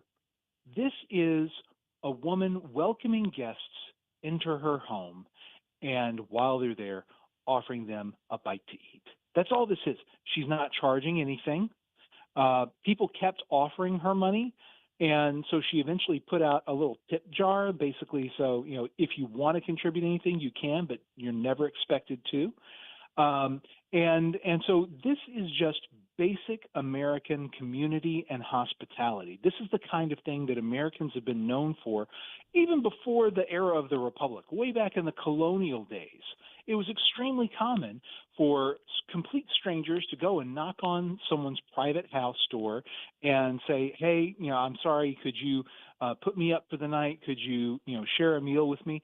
And Americans would do it. It was one of the things that de Tocqueville talked about in Democracy in America, this extraordinary hospitality that Americans showed even to strangers and to foreigners. And so Kathy is just part of this great American tradition that now the government is trying to stick its nose into, and we think that that's unconstitutional. Good morning, Dave. This is Susie Moore. Where's the line as far, I mean, it sounds to me like she's not running a commercial operation. She's basically doing, you know, Thanksgiving dinner for friends and family over and over again as breakfast. And then, you know, there's obviously, aside from the COVID days when they wanted to regulate that, it doesn't seem like most people would feel like the government has any business in being involved with that. So is there a line that can be drawn legally in terms of it not being a for-profit, you know, commercial enterprise? Yeah, there's a very easy line. So historically, again, if you look back in the early days of the Republic, taverns and inns actually were pretty heavily regulated. And the difference was if you were holding out an offer of accommodations for compensation. So if Kathy was charging people for the food that she was providing them, that's commercial in nature. There is actually a historical basis for the government involving itself into this. Now, whether they should or not, that's a different issue, but there's at least a historical and potentially constitutional basis for the government intruding itself there. But this is a private home, and she's not charging anybody anything, and therefore it should be completely outside of the government's legitimate authority. We're visiting with Dave Roland from the Goldwater Institute. Dave's been on the show a number of times because you've had other food-related cases where somebody's trying to give away food to help somebody else, and I know there was a case in St. Louis I think you and I talked about a few years ago. So this is in mid-Missouri, but this is catching national attention probably because there's somebody pretty much anywhere, whether it's a church or a ministry or a neighbor's or a whatever, that's doing something like this. And my guess is what a lot of people are doing is seeing the headlines. I mean, you were quoted in Fox News. I was reading that story this morning on this. And a lot of people are saying, well, wait a minute. Does this mean that our little night out in the community celebration and everybody bring something is somehow going to be regulated? I mean, is this a matter of government saying overall we will have oversight of who gets to feed who what? I mean, how big does this go? Which is why I think a lot of people are reacting to this in kind of an emotional way. Yeah, your intuition is absolutely correct. I mean, so sharing food, even with strangers, is really just a central part of American culture. We're about to kick off the college football season for this year. And what do people do before college football games? They tailgate. They get together, they cook food, and they share it with each other. Again, complete strangers. Then you pointed out a lot of people for Thanksgiving dinner, they'll welcome other people into their home, not even necessarily family members. When I was growing up, my mom used to welcome people new to the community who didn't have anywhere else to go for Thanksgiving, used to welcome them into our home for Thanksgiving dinner. That's precisely the kind of thing that would not be permitted under the food code, at least as the Columbia Health Department is trying to interpret and apply it. Potluck dinners at churches, backyard barbecues, block parties, all of these are situations where potentially people could be sharing food with each other, not on a commercial basis, but just because that's what community does. And so if the government is allowed to intrude into Kathy Kite's home and dictate to her what she's allowed to share with guests in her home and on what terms, then that represents a remarkable and unacceptable expansion of governmental power. But if not for the government, who's going to stop people from eating the exploding diarrhea lettuce or something like that? Well, that's one of the things is uncut fruits and vegetables is one of the foods that the food code says is not likely to cause foodborne illness, and yet that is what has been the leading cause of foodborne illness for the last 6 weeks or so. And so you're right to mock it, because the bottom line is people share food with each other all the time. Most of the food, and the vast majority of the food in this country, is home cooked. We don't have recurring epidemics of foodborne illness as a result, because people are actually pretty decent about managing food. Common sense takes care of a lot of this. But in Kathy's case, she's actually trained on how to prepare food. You remember I mentioned H-Town, the gas station.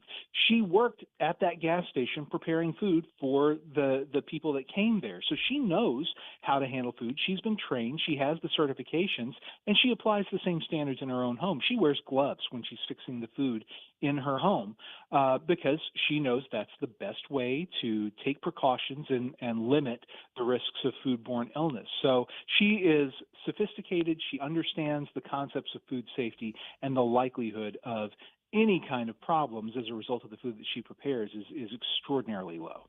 Dave, what's the legal status at this point? It sounds like she's been given kind of a warning letter, but no actual legal action has been taken. Whose move is it? Well, so we have not actually taken legal action yet. What we did is we responded with our own letter, and we said to the health department, we need to understand exactly what you're saying here. What part of the food code are you saying applies to someone who's not charging any money at all for the food that they're sharing with guests in their home? What part of the food code says you're allowed to reach into someone's private residence and dictate what food they're allowed to share with their guests? What are the penalties that you presume to apply if she continues as she is providing food to guests in her home? And so we asked them to provide answers by tomorrow. Now, they haven't provided us answers yet. They have responded to some of the media requests, and by all accounts, they seem to be planning to double down. They seem to really plan to move forward to try and regulate her or potentially punish her if she doesn't get in line. And if that proves to be the case, then we anticipate filing a lawsuit to put them in check. So bottom line, Dave Roland from the Goldwater Institute, just got a minute or so left here. So the bottom line is it's not about the scrambled eggs. It's about the limiting the government. It's about the Constitution, Mike. That's what it is. It's about the Constitution and ensuring that Americans have the freedom to live their lives as they see fit with minimal government intrusion, and especially when it involves what you do in your home with your own guests and what food you can offer to your own guests. Okay, Dave, we want to follow your work on this case. Get in touch with what you're doing with the Goldwater Institute. What's the way to do it? GoldwaterInstitute.org is the best place to check up on it. Easy enough. Dave Roland, good talk to you again, my friend. Thank you, Mike. Thanks, Dave.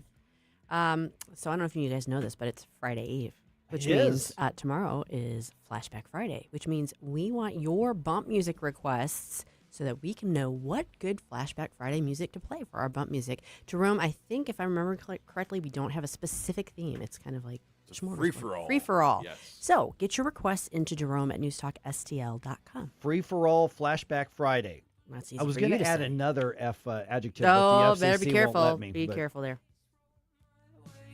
Jumpsuit, cover me. Jumpsuit, cover me. Mike Ferguson in the morning. Once I realized I hadn't been fully informed, I sought to find the answer. Some of the answers I don't like. On News Talk STL. Susie Moore here. I don't know if you guys know this, but yesterday was National Dog Day, but I'm here to talk to you about different sort of thing. Mattress dogs. You know that I love rescue dogs, and I was excited to find a locally and family-owned mattress store that loves dogs as much as I do.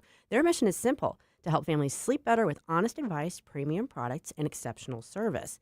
Today, Mattress Dogs has grown to 5 locations around the St. Louis area, offering the latest sleep technologies and America's most trusted brands all under one roof. Now is the perfect time to visit during the biggest sale of the year, their Labor Day sale.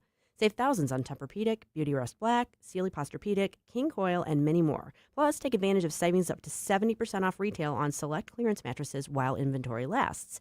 And because every member of the family deserves great sleep, they also carry premium orthopedic dog beds for your best friend. Visit any of their 5 Mattress Dogs location or shop online today at mattressdogs.com. That's mattressdoggzz.com. Better sleep for the whole family starts here.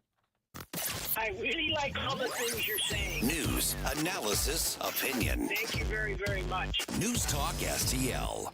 Never paint again. This is Darren, owner of Rhino Shield. Want to eliminate painting your home, business, or church? Call the experts at Rhino Shield. Rhino Shield is a revolutionary ceramic wall coating to regular paint and vinyl. Perfect for aluminum, steel, unpainted brick, block, stucco, ephes, drive-it, cement board, and wood sidings. Rhino Shield eliminates wasting time and money painting year after year. Our ceramic coating deflects 90% of the sun's UV rays and 100% of the moisture. Our clients want affordable protection with the elimination of maintenance. Rhino Shield protects your biggest investment while maintaining your architectural features and gives you the curb appeal you deserve. Make your home great again by working with the Rhino Shield experts. A+ rated with the BBB. Call 877-25-RHINO, 877-25-RHINO, or 877-25rhino.com. See what we did there? Genius. Tell them, ladies. Go Rhino Shield. Never paint your house again. Rhino Shield. 1949, the last time a Republican held the top post in St. Louis City. A gallon of milk was 84 cents, and streetcars ran down Grand Avenue. Unfortunately, St. Louis City streets are no longer the epicenter of family and business life. In the 80 years of Democrat control, our city has been on a steady decline. Hello, Kirk Ilsinger, chairman of the Republican Party for the city of St. Louis, and we believe it is our duty to provide a different path forward. I invite you to our meetings the first Thursday of every month. Learn more at stl-gop.com. Paid for by St. Louis City Republican PAC. Curtis Farber, Treasurer. Producer Joey V from the Tim Jones and Chris Arps show here, reminding you don't waste a buck on movies that suck. Tune in to Joey V's Movies Fridays at 5:45 for reviews you can trust. Brought to you by Harry J. Steakhouse, Freddy's Market, 21 Recycling, and Perk It Up Coffee House. This hour of Mike Ferguson in the Morning is brought to you by Stifel. Request a portfolio review from your Stifel financial advisor at stifel.com. That's STIFEL.com.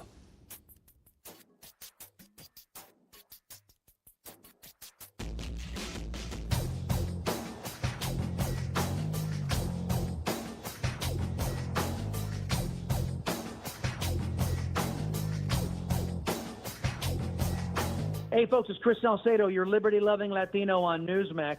Hey, everybody likes Mike. Mike Ferguson in the morning, News Talk STL. A law enforcement group in Missouri says they support limiting Flock's use of surveillance data. Okay. Yeah. That's basic different. basic details here, and then we'll get into, I think, the bigger picture in just a little bit. Social media, paying up. Will that make being online safer for kids? Remains to be seen. Question. The Cardinals almost won last night, so that's an improvement. Almost. Baby steps. Baby steps. All right, 6:50. Let's go ahead and do our first news dump of the day here. The Morning News Dump brought to you by the Nutrition Stop. Successful dump. Wake up, America. It all worked out. They got all the news. The Morning News Dump. The Missouri Sheriff's Association says they support adding data collection limits on license plate reading camera networks. Now, Association President Matt Euler says he tells Missouri Net they want to see limits not on collecting it, but on how the tracking data can be stored. And some sheriff requirements want that the camera vendors like Flock to be required to delete that after a specific time. And they're not already required to do that? Apparently, as of right now, no. There's no. I feel like we're getting mixed signals on this. There's no laws on that really regulate much of any of it now in the first place. Yeah. There were some laws proposed last year in the Missouri legislature, didn't go anywhere. Okay. We talked to Nick Schroer not too long ago, and he says there are going to be some proposed this year, too. Yeah. So the Missouri Sheriff's Association says basically that after a certain amount of time, unless there's something that's active in an investigation, it should be required to be deleted. So we'll get into a little bit more about that because it does bring up a bunch of new questions. There's what they're saying should be limited and then what they're not saying should be limited as well. Now, this comes as multiple communities around the state are ending their contracts with Flock in particular over privacy concerns and data collection and storage and abuse of the systems and basic just overall pushback that's got a lot of momentum behind it right now. Yeah. And you just told me a second ago there's some news that's just popping up. What do we got? Well, in our last segment, we were talking about this lovely grandmother lady from mid-Missouri trying to feed people, and you referred to her as an old lady. And I was like, I kind of feel like I saw a picture, and I'm betting she's younger than me. She's 55. Oh, she's my age. She's younger than me. So, little old lady, no. Yeah. Grandmotherly, yes.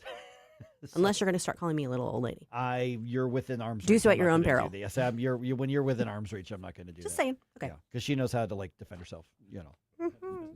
Okay. Let's see here. Oh man, I didn't hand you guys the news. I know. I'm going blind. Sorry about that. Yeah. Flying blind here. Yeah. All right. So Secretary Pete Hegseth taking time yesterday to recognize who we now refer to as the Freedom 13.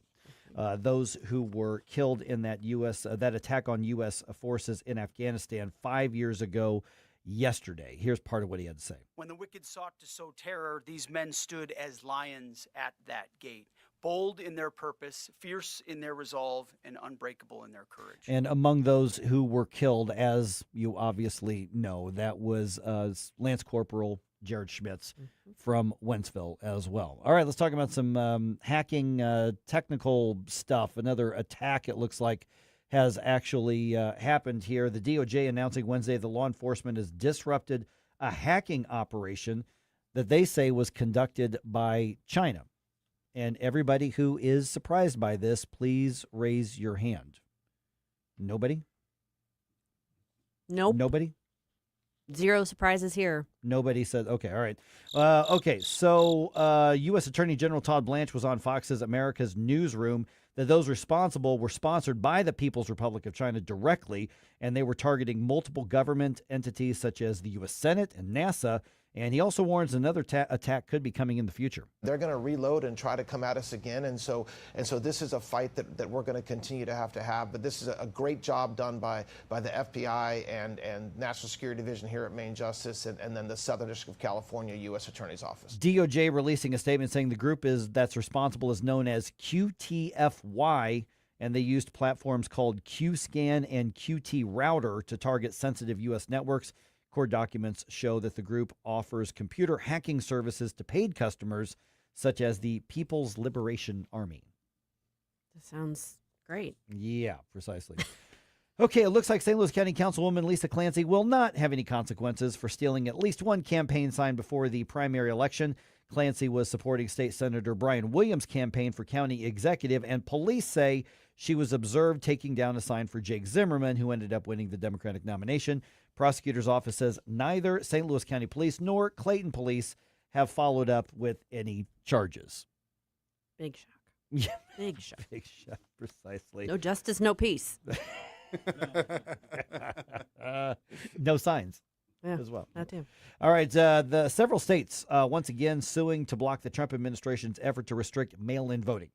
There's a new lawsuit, and it's focused on the new rules that the Postal Service announced that would require states to provide a list of eligible voters and then to overhaul the envelopes used for the mail ballots. Arizona Attorney General, her name is Chris Mays, blasting the new rules. Over my dead body is that rule going to go into effect. We are going to fight this tooth and nail in the courts. Lawsuit comes after the Supreme Court issued an emergency order allowing the administration to continue with efforts to restrict mail-in voting. It's not the end of the case, but they're allowing the order to stand. President Trump says mail-in ballots lead to fraud. President himself, it's funny because he's voted by mail, but he's in one of those categories that people tend to not really disagree with. But media really likes to point that out. Yeah. Yeah. I mean, it's a little hard for him to just fly down to Florida for the day. I mean, I guess he could fly down there for the day to vote, but that does seem to be like a reasonable reason to vote. Right. Meta agreeing to a $17 billion settlement, I think it's $17.1 billion, with dozens of states that had joined a lawsuit accusing the company of trying to get children addicted to their platforms and then illegally collecting the personal data of children. California Attorney General Rob Bonta claims that the states really didn't have to give up anything to reach the deal. We, if you will, overperformed in our settlement and delivered more results to children and families. and parents across the country than we could have got potentially in our litigation. We're going to talk about this in more depth a little bit later with Attorney General Catherine Hanaway. Meta also agreeing to add child safety measures to the social media platforms, which the California Attorney General said will be made in the coming months. Meta says it was an, quoting here, absolute imperative to protect teens on its platforms and called on other tech companies to add similar safety measures. I'm not really sure how that's going to what that's going to look like from the user's end of it, but right. Yep, and that's not the only lawsuit in the works. Pennsylvania Attorney General, his name is Dave Sunday, announced this week that he's suing Snapchat and he's accusing them of doing the same thing, addicting children and putting them at risk. The Pennsylvania Attorney General accusing the company of designing features that keep vulnerable users coming back. Snapchat ingrains in our kids' mentality, the more I am on Snap, the more friends I will have, and the more socially accepted I will be. Now, how much of that, though, is just marketing? I don't know that there's a clear line. Yeah, and that's where the little lawsuits murky. will figure out. Very much so. Cardinals lose their 5th game in a row despite scoring 6 runs in the 5th inning to tie the game. Last night's final score was Orioles 8, Redbirds 7. Orioles scored the winning run in the top of the 9th inning. The series wraps up this afternoon starting at 1:15. I looked at my app, and the Cardinals either haven't announced who's going to be the starting pitcher, or whoever the pitcher is just doesn't want the embarrassment of being listed as being the pitcher for the Cardinals right now. Could be.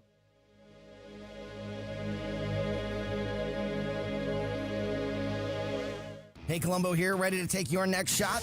Then head to Bluff City Outdoors, your destination for the best archery gear, from traditional equipment to compound bows to high-performance crossbows, all from the biggest names in archery like Hoyt, Matthews, 10 Point, and more.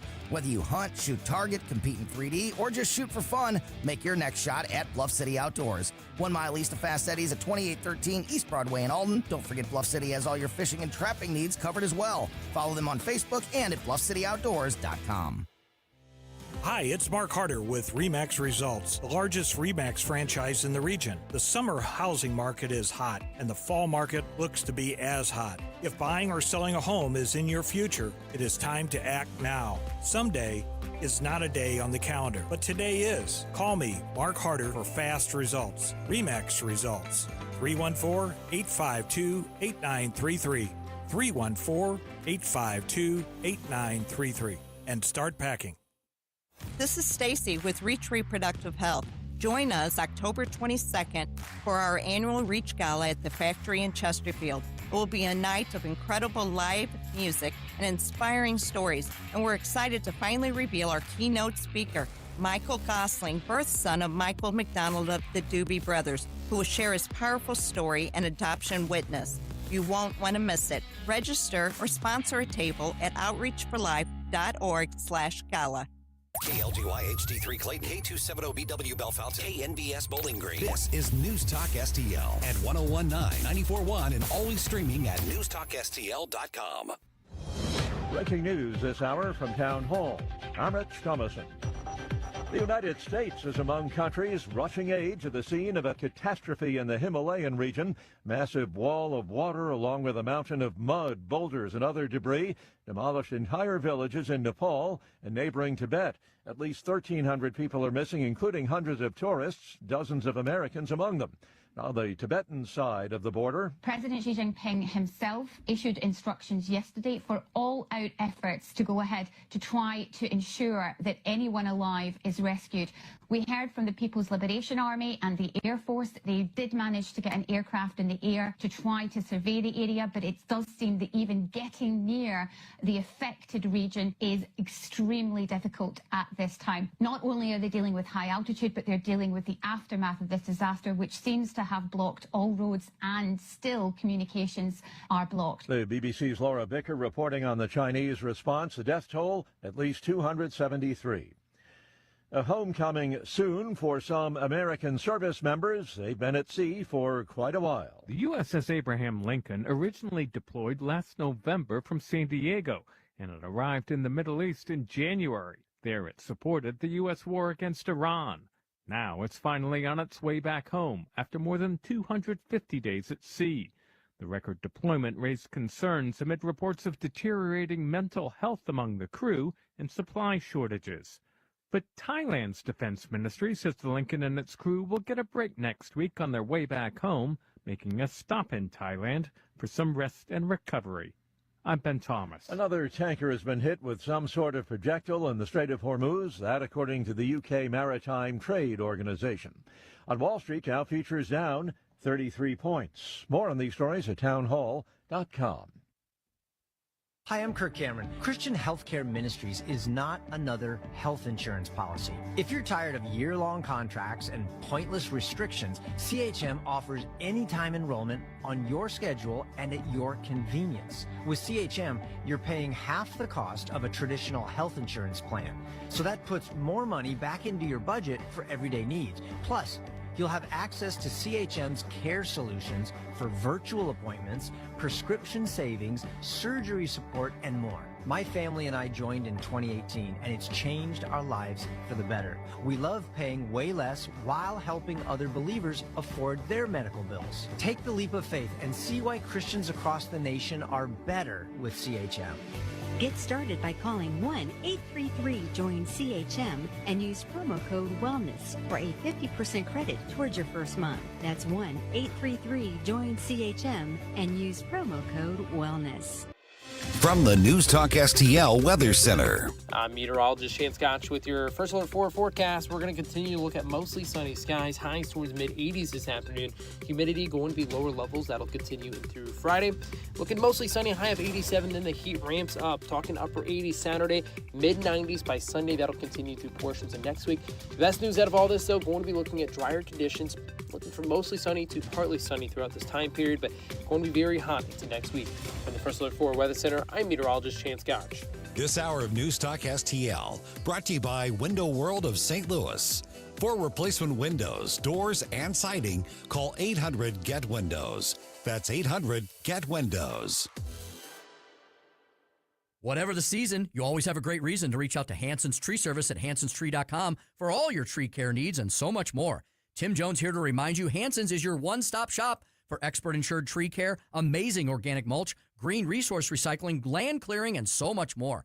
Hanson services the entire St. Louis metro, and they also provide their full array of services in and around the Lake of the Ozarks. From tree care to storm cleanup to awesome mulch and more, check out Hanson's at hansonstree.com. That's hansonstree.com. Stop before you dig. Click or call 811. Every dig, every time. Digging without having your underground utilities marked is like driving with your eyes closed. It's dangerous and irresponsible. Before you break ground, contact Missouri 811 online or by simply calling 811 to request a utility locate 3 working days before starting. Stop before you dig. Click or call 811. Every dig, every time. It's the law. Sponsored by Missouri 811. Mike Ferguson. I'm a stud. I'm ballsy. I don't take no from anyone. Susie Moore. I disagree on his assessment of the situation. Get up! Get up! Can't you hear the alarm? Get up, St. Louis. So it's time to get out of bed.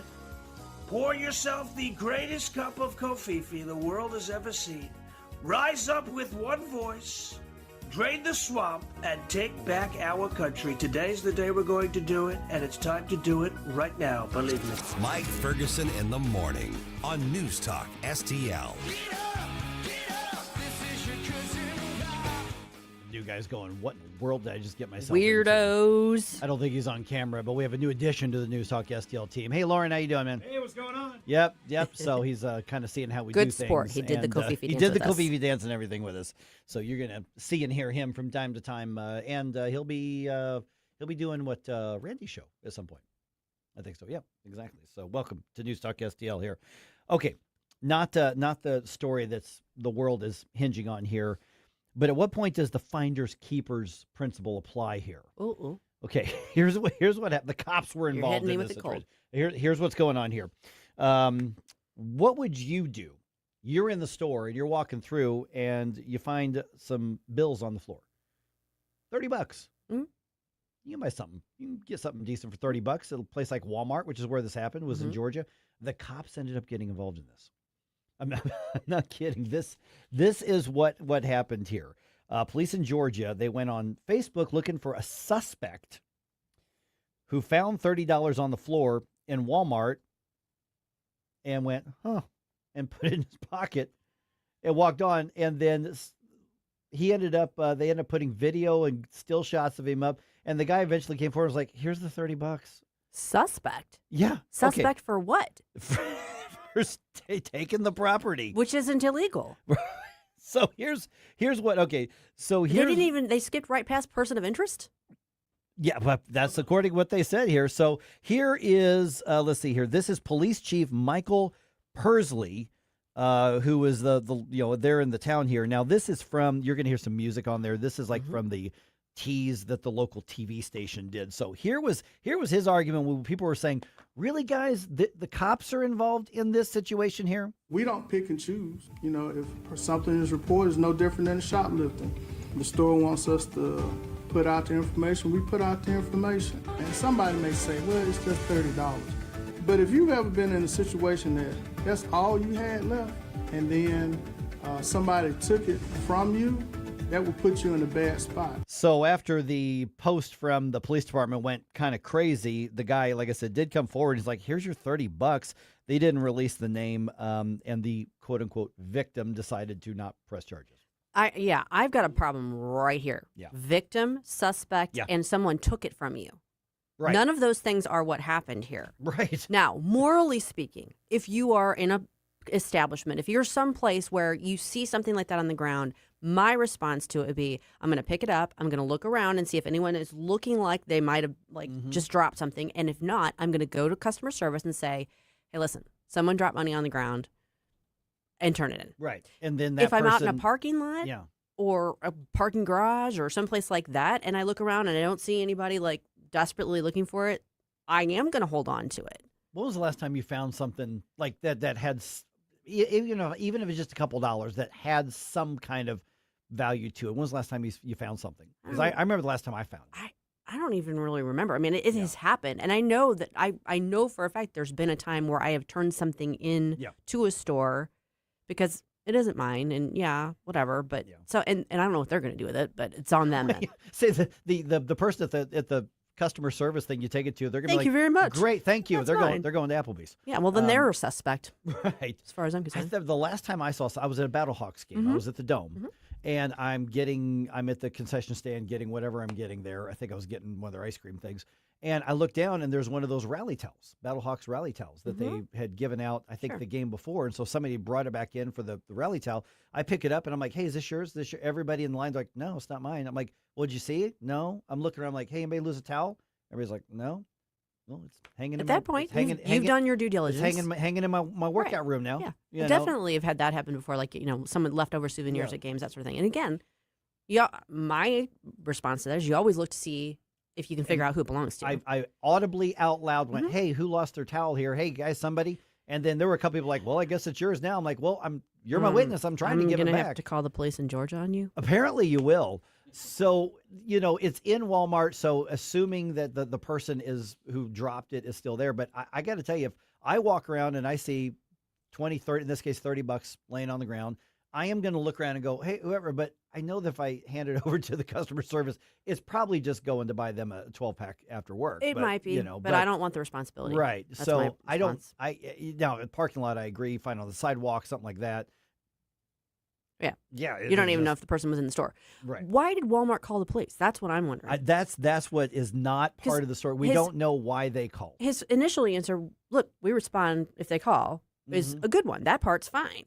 But why did they call? Presumably because somebody realized that they had now misplaced their $30 and went to report it? See, that would be the only thing I could think of when they referred to the victim deciding not to sign a complaint and press charges. That's not a victim. Right. That person is not a victim except for of their own, carelessness. So because the cops were called, and this person, I'm assuming, probably had no idea until the cops actually got there to question about it. If the person that found the money had left the store, would they be fleeing a crime scene? And then would they have the cops show up at the person's there's no house? crime there. Yeah. There's literally no crime that's been committed. And do the police have the option of showing up and taking statements and going, there's nothing here. We're not dealing with this for $30? I would absolutely. Yeah. I mean, we see them do that. We've there are multiple stories where police respond to a call and then say, well, you all work it out. We're going to stay the heck out of it. Yeah. I would have taken the $30, put it in the evidence locker, make them come down to the station, pick it up. You want to waste our time with something like this? All right. Yeah. I mean, I'm puzzled by three things, I guess. Well, at least two. Walmart deciding that the cops needed to be involved. I mean, clearly, I guess someone reported that they had dropped the money, and then Walmart went back and looked at its video. And put the video on social media. Yep. Or the still shots. Yeah. I don't know.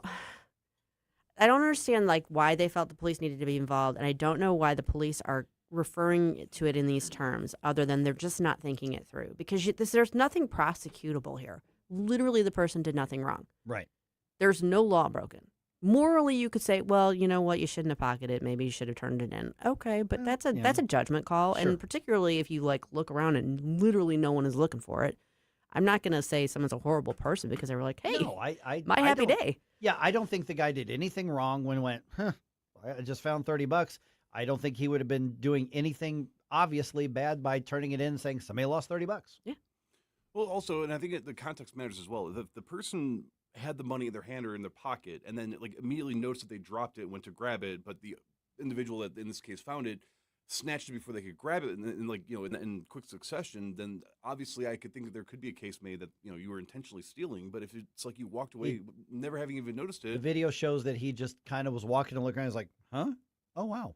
then Hopkins points out that there's an ancient common law that covers the situation: finders keepers, losers weepers. Yeah. You know, so Right. And there's no police involved in that saying. So I don't know. I'm very we've had two there's like a recurring theme today. It's like policing, over policing. Yeah. Policing like the small stuff.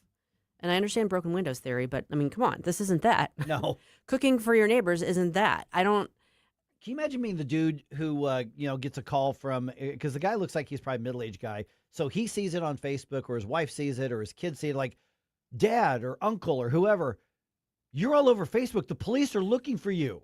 You're going to be on the next Crime Junkie podcast. Right. Yeah. You're gonna be on the podcast. You're gonna end up doing like 60 minutes, interview with true crime or whatever. For $30. Yeah, over $30. And this guy is probably going, it was $30 and it didn't belong to anybody at that moment.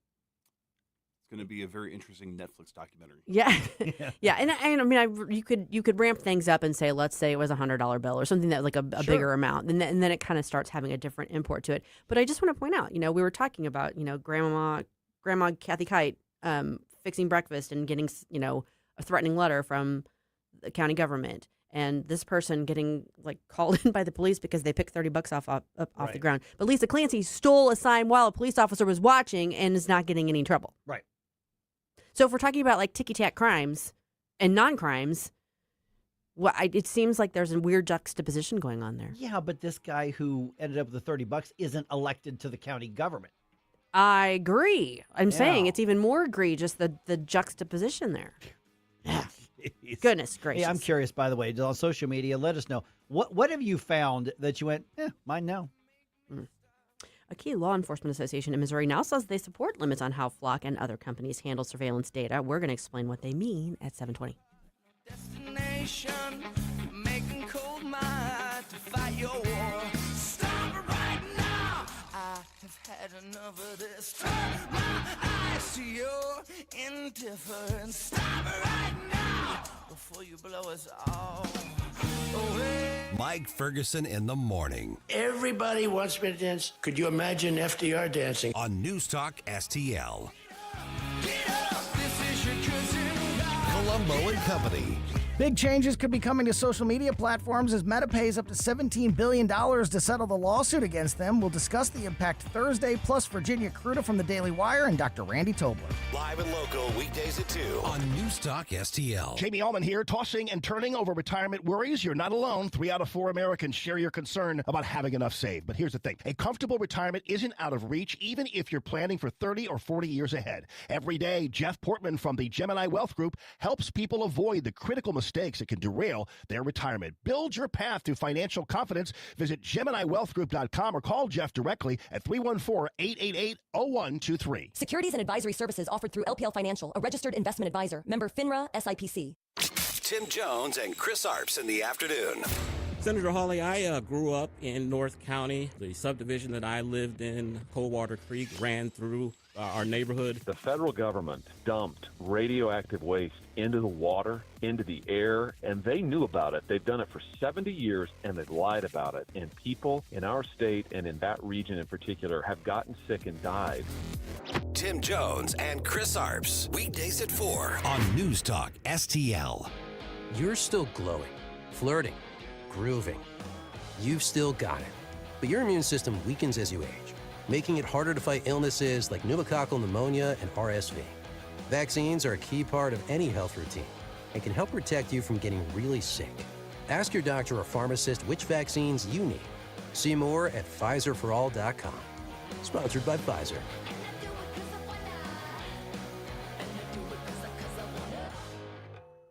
This is the story of the one.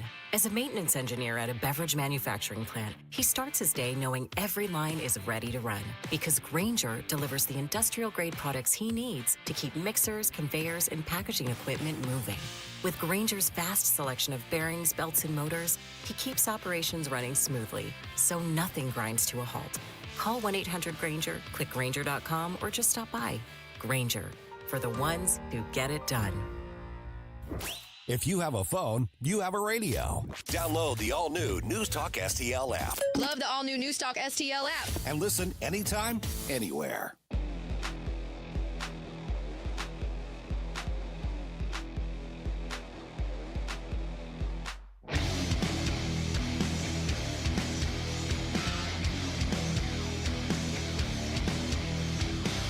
Hi, this is Missouri Lieutenant Governor David Wassinger. You're listening to Mike Ferguson in the Morning on News Talk STL. All right, I don't want to belabor the flock discussion here because I think at this point, at least until something changes in the law or something's proposed, I think we've covered most everything we can cover with it. So I don't want to have the same conversation over and over and over. But one thing that is new is on the Missouri side, some key law enforcement groups, at least one, now admitting that there is a problem. So law enforcement is stepping up in some degree to say there's a problem. We do agree with some limitations or restrictions on it, but it may not go as far as what a lot of people want. We'll get to that in just a moment. So obviously, a lot of news all over the country, all over the world. RedState.com is where you can keep up with that and get the opinion talking points and debates to go with it. So Susie, Deputy Managing Editor for RedState.com, what should I look for first today? This is the Red State Rundown.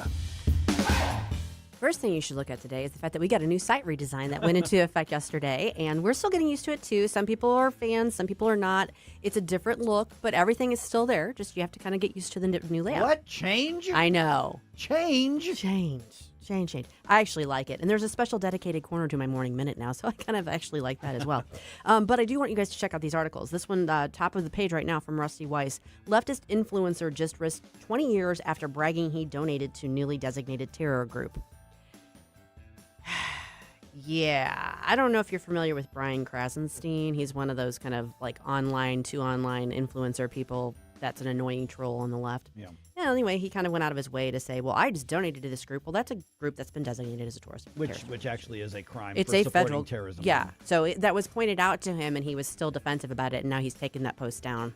Well, don't you know who he is? He has followers. Yeah. That makes him important. Yeah. He's So gonna anyway, steal a if campaign you sign, want to exactly, if you want to check that story out from Rusty, go look at that. This one, I think people will be interested in, from Jennifer Oliver O'Connell. Baby Gabriel update: emotional testimony as surrogate mother faces baby's bio-donors in Dallas court. Yeah, that is still, that court battle is still going on. Jennifer's got the rundown on that, the latest. Is on this that. the case where they're suing her for damages for going through with the birth? I think this might have to do with the custody, because I don't think they're going to sue her in Texas court. Okay. I mean, Yeah, they wouldn't. I don't think they'd win. They're going to there. sue her in California. Yeah. So no, I think this has to do with who's going to ultimately have custody of this child. Yeah. And then last but not least, from Sister Told You, the GOP's big Senate flip opportunity that is flying under the radar. We've seen a lot of emphasis on Michigan and Maine and that sort of thing. Well, this is a different state that no one's really talking about, but she points it out and spells it out in her article. That could go blue to red, she's saying. Yes. Okay, and where would we find that article? On redstate.com. There it is. Okay, 7:21 right now. Here's an interesting, I guess, kind of update to the whole license plate reader thing. It's easier to say Flock, although Flock member is just a small part of this industry. Flock is just being targeted because they're the ones that tend to have their data accessed and abused, and there's more issues with Flock. I couldn't even tell you the names of the other companies right now because they seem to be flying under the radar as well. So here's flying this right with the Flock. Here's what we found. I found this article on MissouriNet, and the president of the Missouri Sheriff's Association, Matt Euler, he says that as an association they support limits on data retention. Now we're talking about what he's saying and then what he's not saying as well, because overall law enforcement's kind of on their heels right now because they're getting opposition from groups and people and voters that normally are with them most, if not all of the time. And that's what's different here. Because in Missouri, you think about the Missouri Sheriff's Association, for the most part, they're really good on policy stuff. Yep. They're good on the Second Amendment. They're good on a lot of these things. So here you've got law enforcement, and we've talked about some of our friends, that we have on the show from time to time. They're not in a panic, but they're really upset that there's so much pushback against Flock and these other license plate readers because it can be and is often such an effective tool for finding people. Well, for all the reasons it's an effective tool for finding people, are all the reasons that people have a problem with this because it oversteps the bounds of what government should be doing. So it's like, yes, we agree with your premise of what these things can do. That's the problem. Yeah, I mean, there's no easy answer to this, but it comes down to that kind of age-old balancing act between safety and liberty. Right. Security and liberty. And, Benjamin Franklin summed it up perfectly with his saying, which I'm going to forget now. Because those who sacrifice liberty for security deserve neither, or something along those lines. Along those lines, yes. Okay, so here's the thing, is that there are some issues out there that I think if you fall on the other side, I think there's just a problem with you and your worldview and your morality and your ethics and things like that. I actually think on this particular case, you can make an argument in good faith on both sides of the issue. I think so too. There are a number of those issues that I could disagree with you all day long and twice on Sunday, and still go, but I think your heart's in the right place. Okay, on the issue now, I think that there are probably areas where law enforcement is like, okay, fine, maybe there's a Fourth Amendment problem, but we can catch the bad guys. Don't you want us to catch the Amber Alert? Don't you want us to catch the human trafficker? If somebody kidnaps your grandma, don't you want us to go, that kind of thing. Not entirely disingenuous, but I do think that people are saying, hey, don't we want the cops to have all the tools that they need or that they want? I think that can come from a sincere place. Yeah. I still disagree in that I think that can these be done in a way that respects our privacy? It can be done. Is any law enforcement interested in that? I don't think so. Right. Can it be done in the way that we discussed before, which is what I don't want to belabor, but the Cliff Notes version is, if you're actively looking for somebody and you've got the tag that you're looking for, it seems that the technology is very, very easy to be scanning everybody and only record the ones that you have a hit that's hot, that there's some kind of red flag on, and the others never get recorded. Yeah. That, to me, seems like that would fall well within what those of us who have some heartburn over this would say. So what is not being said in this article and this interview with the Sheriff's Association president is that they're not saying we shouldn't be able to collect all the data. We shouldn't be able to store all the data. We're just saying that after so many days that we agree it should be deleted and that Flock should delete it as well. So let us do the surveillance and mass data collection for a little while, but then we promise that we're going to delete it and you just trust us. That's where it falls short. And so I think what's happening right now is that law enforcement is looking around going, our friends are mad about this. We're a little bit on our heels. So let's go ahead and point out what we agree with. And then hopefully we can still preserve the use of this technology overall, even if we have to give up something on this. Okay, I got to throw another wrinkle into this. I agree with you in the idea that, like, if they're proactively looking for a specific vehicle, that sort of thing, this is a great tool. And I think most people would say, well, yeah, you got an Amber Alert situation, and we need to find this particular vehicle. On the occasion that the Amber Alert might actually be real. When those are real. I'm going to go off on a tangent. I don't want to do that. Okay. Sorry. No, I know. I learned how the Amber Alert came to be, and it's kind of a sad story, but it's a great story. But anyway, no, I'm thinking about in terms of, okay, what about a situation where they don't know in real time, but something has happened and like a day has passed. Now they know we need to see who was in that area at this time. That's the argument they make. Right. And I mean, I can see, again, as a crime junkie addict, I can see the value of that in certain instances, like a real value to that. So I'm not sure that I personally am completely opposed to the idea of the collection with the time limit of disposal, non-retention. Yeah, because what they're basically saying is, hey, we'll meet you in the middle on this, declaring that this is the middle. Yeah. Whereas, and I'll generically say the pro-Fourth Amendment side. Now, I know there's going to be debate as to what's Fourth Amendment not, but I'll just generically say that. They're saying, but the surveillance and data collection in the first place is a violation, and we shouldn't tolerate any violation because if you open the door for it, we know what the history of government does when they're allowed to take a little bit. It's the inch versus a mile thing. And I see that, but let me throw another wrinkle in. What about the fact, let's do away with like the concept of the flock camera, but let's talk about the fact that businesses and individuals have all kinds of surveillance. A lot of places have cameras on them now. Many homes. Yes. And when something happens, law enforcement will go to those businesses and those homes and say, can we review your footage? Is that like... I personally view those as two different things. One, because they're pursuing evidence in something that has specifically, they're looking for somebody. This is after something has already happened and they're looking for the evidence. And secondly, putting up a camera on my own property. I don't know that anybody would argue surveilling my own property is a violation of anything. And if it's voluntary to hand it over to the police or through a subpoena process or something like that, then I've got far less concern about that than we're going to do. It's not really prior restraint because they're not, limiting what somebody can do. Prior collection. It's prior collection with no probable cause whatsoever. That's where I see the two differently. And that's what I wrestle. But that's what I wrestle with because it's like I do see the genuine value of having that the ability to have access to that information for a period of time. But I also recognize, I'm a liberty-minded person. I'm a fan of the Fourth Amendment. Absolutely. So I'm not a fan of the concept of a surveillance state. So I struggle with that.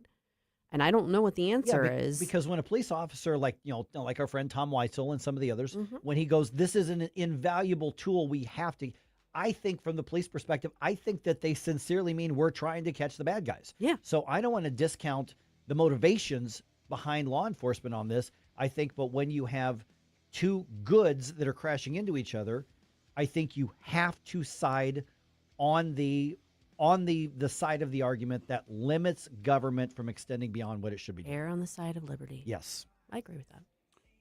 Speaking of questioning government, should the government stop someone from knocking on your door and trying to sell you something? A St. Charles County community is debating that very question right now. We'll explain what's happening at 7:35.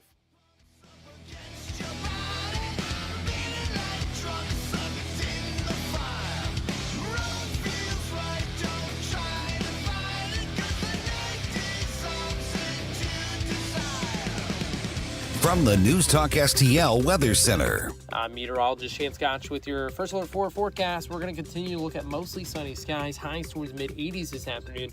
Humidity going to be lower levels. That'll continue into Friday. Looking mostly sunny, high of 87, then the heat ramps up. Talking upper 80s Saturday, mid-90s by Sunday. That'll continue through portions of next week. The best news out of all this, though, going to be looking at drier conditions. Looking for mostly sunny to partly sunny throughout this time period, but going to be very hot into next week. From the First Alert 4 Weather Center, I'm meteorologist Shane Scott. This is Larry Connors, and this is a fact. Nobody beats John Beal on roof repairs or a whole new roof. Sure, some might offer you a cheaper price, but you're not getting the same quality material and work John Beal provides. I like John Beal's approach. If you want a cheap way out, just understand you'll be doing it all over again. Sound like a smart idea? As I said, nobody beats John Beal Roofing. Call my friend John, 1-800-JOHN-BEAL, 1-800-JOHN-BEAL. Larry Connor's Commentary, brought to you by Vincent's Jewelers, offering a wide selection of jewelry, including lab-grown diamonds, affordable earrings, bracelets, necklaces, and rings up to 75% off their natural counterparts. Plus, Vincent's can customize jewelry for your clients. Visit vincentsjewelers.com. This is Larry Connor's Commentary on News Talk STL. I have a confession to make. Well, several, but where do I start? Let's start with a hard one. I confess that at one time I thought about being a politician. In my senior year in high school, I ran for vice president of the student council. I got elected promising I would work to create a teenage club where we could all go and dance. It was an empty promise. I got the votes, but I had no idea how I was going to keep my campaign pledge. Thank goodness for short-term memory plus graduation. And those who voted for me were off to their future.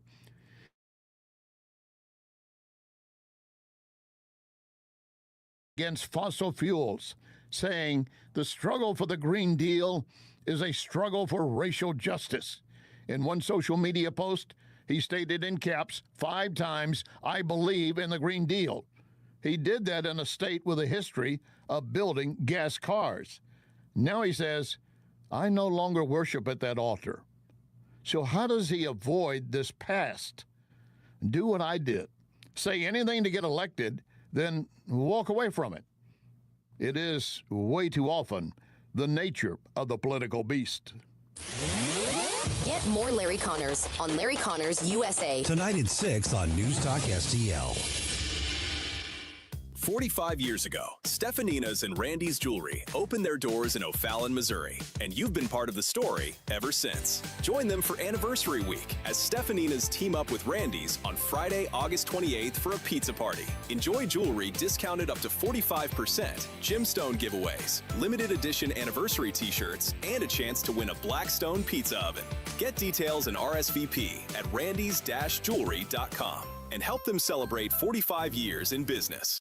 The Laborers International Union of North America, Local 110, was formed in 1933 and from the beginning has strived for progress and the well-being of others. The laborers of Local 110 are hardworking men and women who take pride in their great work. They are the fastest growing union of construction workers and one of the most effective unions representing plants and quarries. Laborers Local 110 has the best medical benefits, pension, education, and heavy construction training in the market. Visit lu110.com and start your future today. When your commercial or industrial facility needs repairs, who do you trust? Commercial Facilities Maintenance gets the job done right every time. From plumbing and electrical to asphalt, concrete, and fencing, we handle it all. Occupied job sites? No problem. Multi-phase projects? We've got you covered. We offer seamless communication, quality handiwork, and a cost-free estimate within 1 to 2 business days. Visit commercialfacilitiesmaintenance.com or call 314-226-3839. All the information I need on the drive to work. Mike Ferguson in the morning. We keep it on throughout the day, whether it's local, national, or something big that's happening overseas. News, analysis, and opinion. St. Louis is #1 for conservative talk. News Talk STL.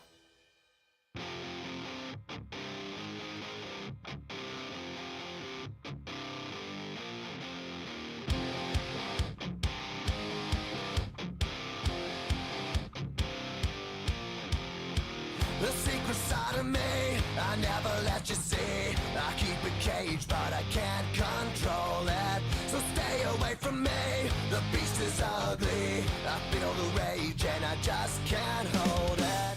Let's get back to all this madcap mayhem with Mike Ferguson in the morning. But don't forget, stick around for Jones and Arps every Monday through Friday, 4 to 6 p.m. Do you see Skillet's in a controversy right now? Do you see this? No. Out of the frying pan into the fire? Yeah, kind of. I see what you did there with that. No, apparently one of the bands that's like opening up for them got a new singer, and there are some personal lifestyle differences between that person and Skillet, which is an unapologetically Christian band. And so they're like, they fired this band. They won't let us on tour with them just because the new singer has an OnlyFans or something like that. And Skillet's not saying anything. They're, Wow. And so the fan base of Skillet went, hey, do you know who's, and so I don't know if I I don't know what the thing is. It's just funny that skillet is controversial or stuff like that. I don't know. Interesting stuff here. All right, 7:36 right now. Okay, St. Louis County now has the panhandler ordinance in the question there. But now a St. Charles County community is discussing door-to-door solicitors. Not the same thing. Nope. At all. So should the law say you can't knock on somebody's door and ask them for something? I find this story fascinating, what's happening in Wentzville right now. And Dan Fox with Mid-Rivers Magazine joins us right now. They're covering it. And Dan, this is where I found out about the story at your all's website, which we'll put out there in a minute here. So let's start with, what is it that's been proposed? And I know that they were going to talk about it last night, but I haven't heard how the vote went on that. So what is it that's being proposed? And then how did things go, if anywhere, last night? So what the proposed bill is a tightening up of sorts of the city's existing solicitation ordinances. Basically, what the new update does is it has a more regulated increase of fines for repeated violations for unlawful solicitations, and also has provisions in there that can hold the employers of solicitors accountable. So if you're a business and you are employing solicitors that are doing violations of city code, which includes things like not getting a solicitor's license or soliciting in businesses that have, the no solicitor sign, then the contracting entity can also be fined as well now. Dan, do you know what was the impetus for this? Because maybe I'm just kind of oblivious, but I haven't heard a lot lately about like door-to-door salesman solicitations really being that big of an issue. So was there something that set this off? I haven't heard of a specific incident that set this off. Oftentimes cities will just go through their codes and clean things up and modernize it. And I suspect that's what's happening here, is just a continuation to refine the city's ordinances that they have on book. We're visiting with Dan Fox from Mid-Rivers Magazine. Okay, so how did the vote happen last night? Because I know it was on the schedule at what point. So are there any updates from last night? Yeah, so the vote happened last night, and it passed with no discussion around the vote. So it's in effect now, and really the ordinance isn't going to be a night and day difference. All it does again is just refine what was already on the books and allow the city to keep tighter control over unlawful solicitors. Okay, so what is considered unlawful? You mentioned not getting a license from the government to go knock on doors and ask people about stuff. Because I've had people knock on the door wanting to sell roofing and all that kind of stuff. I've had them wanting to sell internet service. So what's considered unlawful in the city of Wentzville, and probably many other cities around the area too? Yeah, I'm sure if you look at many other city codes, you'll see the same things popping up. But a big one, not getting a solicitor's license, that's a big step for these municipalities to make sure that the people who are going to be going around knocking on people's doors are legitimate. They collect information about the solicitors, their employer, the types of services they're doing, and that helps the city know that there's reputable solicitors going around. Also, like I said, if you go into a business with a no soliciting sign, that's a violation. Utilizing misleading or deceptive tactics or practices, failing to leave a building if you're asked to leave, these sort of things. A lot of common sense sort of things that cause these. What would constitute a violation. And Dan, let me jump in there real quick. You mentioned a couple times, going into business, but this would apply to homes as well, right? Yes, this would apply to homes as well. So if you have a business or a residence where you have like a no soliciting sign and someone comes up to solicit, that would be an unlawful practice under the city code. So I'm not trying to make light of this, but to me, when I saw this at first, my initial thought was like Girl Scouts selling Girl Scout cookies, which they don't actually do door to door that much anymore, not like we did in the old days. No, but we took the candy bars but around. the candy bars for the to raise money for the baseball teams, the even the people that like sell magazine subscriptions, which is another way. So those are like, relatively innocuous sort of things, but those aren't obviously entities or people who are going to be obtaining solicitor's license. How do they draw that line, if you know? Yeah, it is funny because I remember as a kid, we had the magazines, and you go sell like cakes and cookies and stuff out of that. And the nice thing about this sort of thing is you have the discretion of both the city administrator and the police officers, when applying laws like this. But the law actually does draw a distinction between canvassers, which is a non-commercial activity, or solicitors, which is a commercial activity. So things like Girl Scouts, nonprofit organizations, event promotions, just handing out flyers, like that falls under canvassing, whereas solicitation is a much more like commercial focus. Okay, so like, for instance, what I'm hearing you say then is like a church wanted to go canvass a neighborhood and invite people in, or campaigns wanted to go knock on doors for their candidate. Those would all still be allowed. It's just, hey, well, you want to buy this thing from me? Right. Yeah. If you're selling a service, roofing, internet, that's solicitation. But if you're, hosting a barbecue in your backyard, and you want to invite all your friends in the neighborhood, and you're knocking on doors, that's not going to be considered solicitation. Yes, but if you're in Boone County, they might send you a nasty letter about it. Sorry, call back to an earlier issue on this show. I guess to me, and there's really probably no way to answer this, particularly since there wasn't really any discussion or debate over it. It doesn't sound like the community was up in arms over this. Like you said, it sounds more like this is just them kind of updating an ordinance and clarifying some things.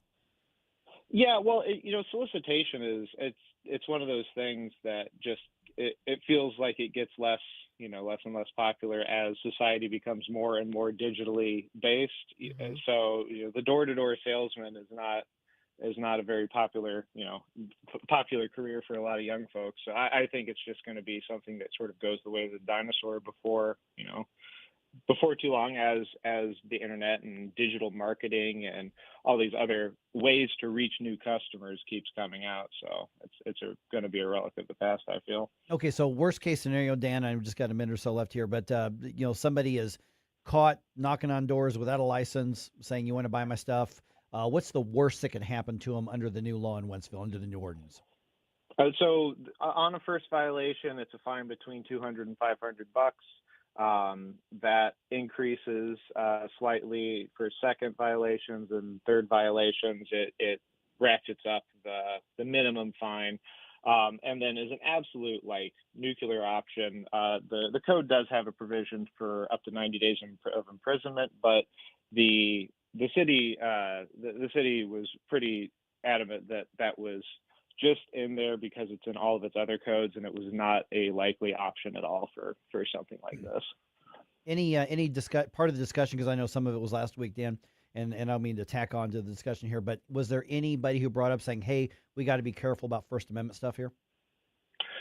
I don't know about First Amendment specifically, but Alderman Robert Hussey, he was in opposition to the jail time for knocking on doors, just as he thought that was excessive. But like I said, the city was saying that's just, it's in the city code as it is for a lot of other ordinances.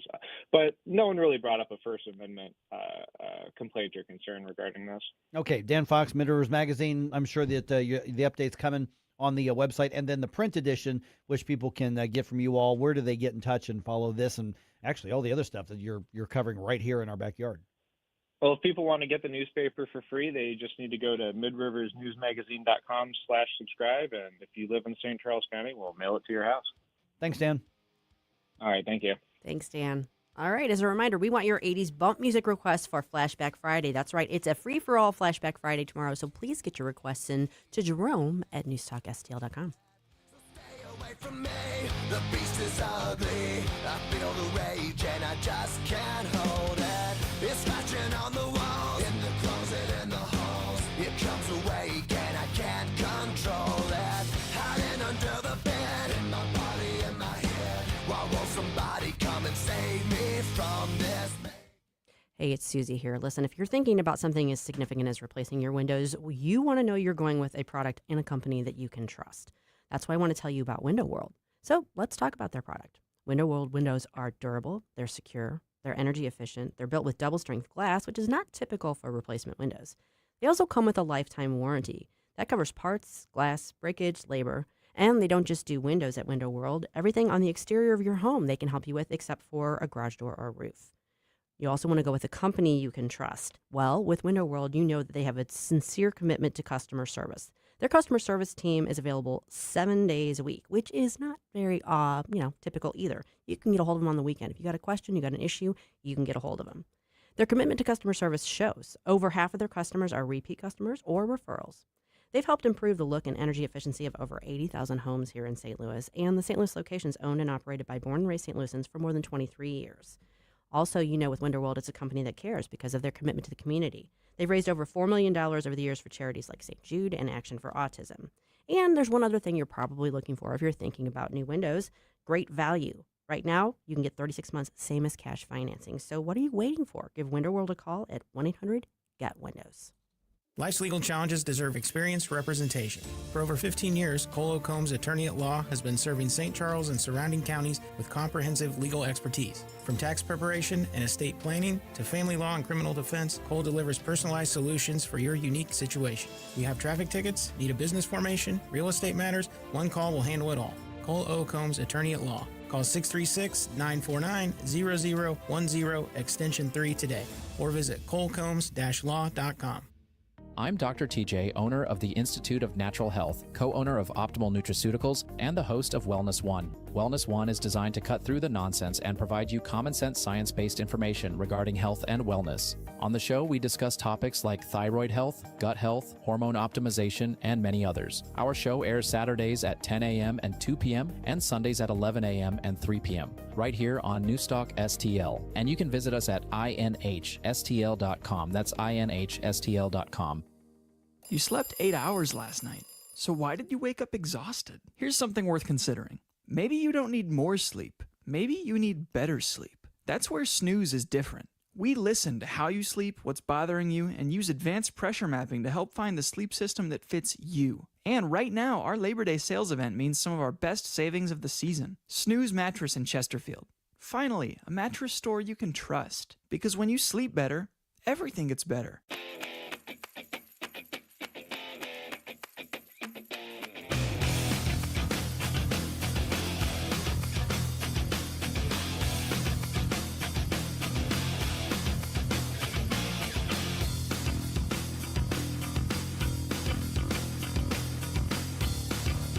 Hey guys, Billy Crow here from Jeffco Patriot Radio. Hope you had enough time to freshen up your coffee, because now we're back with Mike Ferguson in the morning.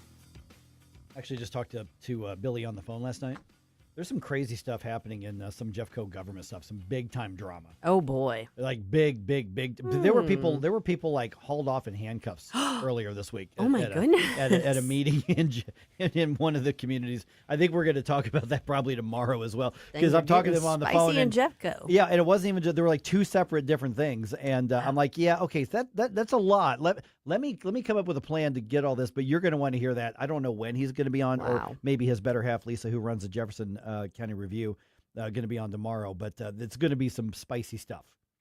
And there are good government questions involved in this as well. So we're going to get to that. Okay, let's see here. We just talked about it, but I'll give you the basic details. Law enforcement group in Missouri says they support limiting Flock's use of surveillance data.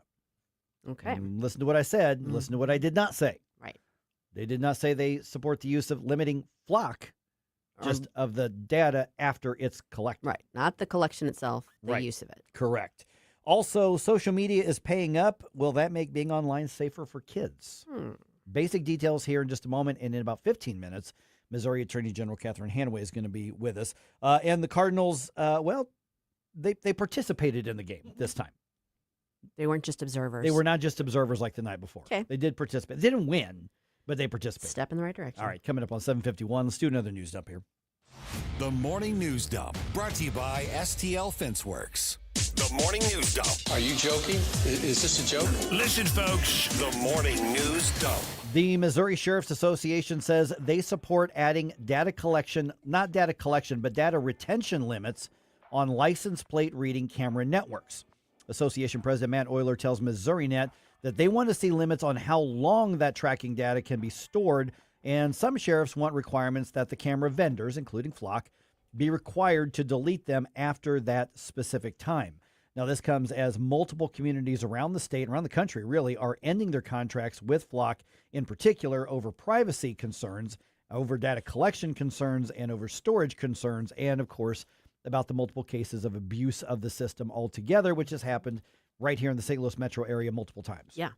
Well, I mean, it's one of those conversations, those topics that really people have become very animated about and very concerned about. Yeah, without a doubt. Now, what they did not say was that they support limits on the use of the cameras or the collection of the data, just on the retention of it. Right. So let's hear what they're saying, but also note what they're not saying as well. Yeah.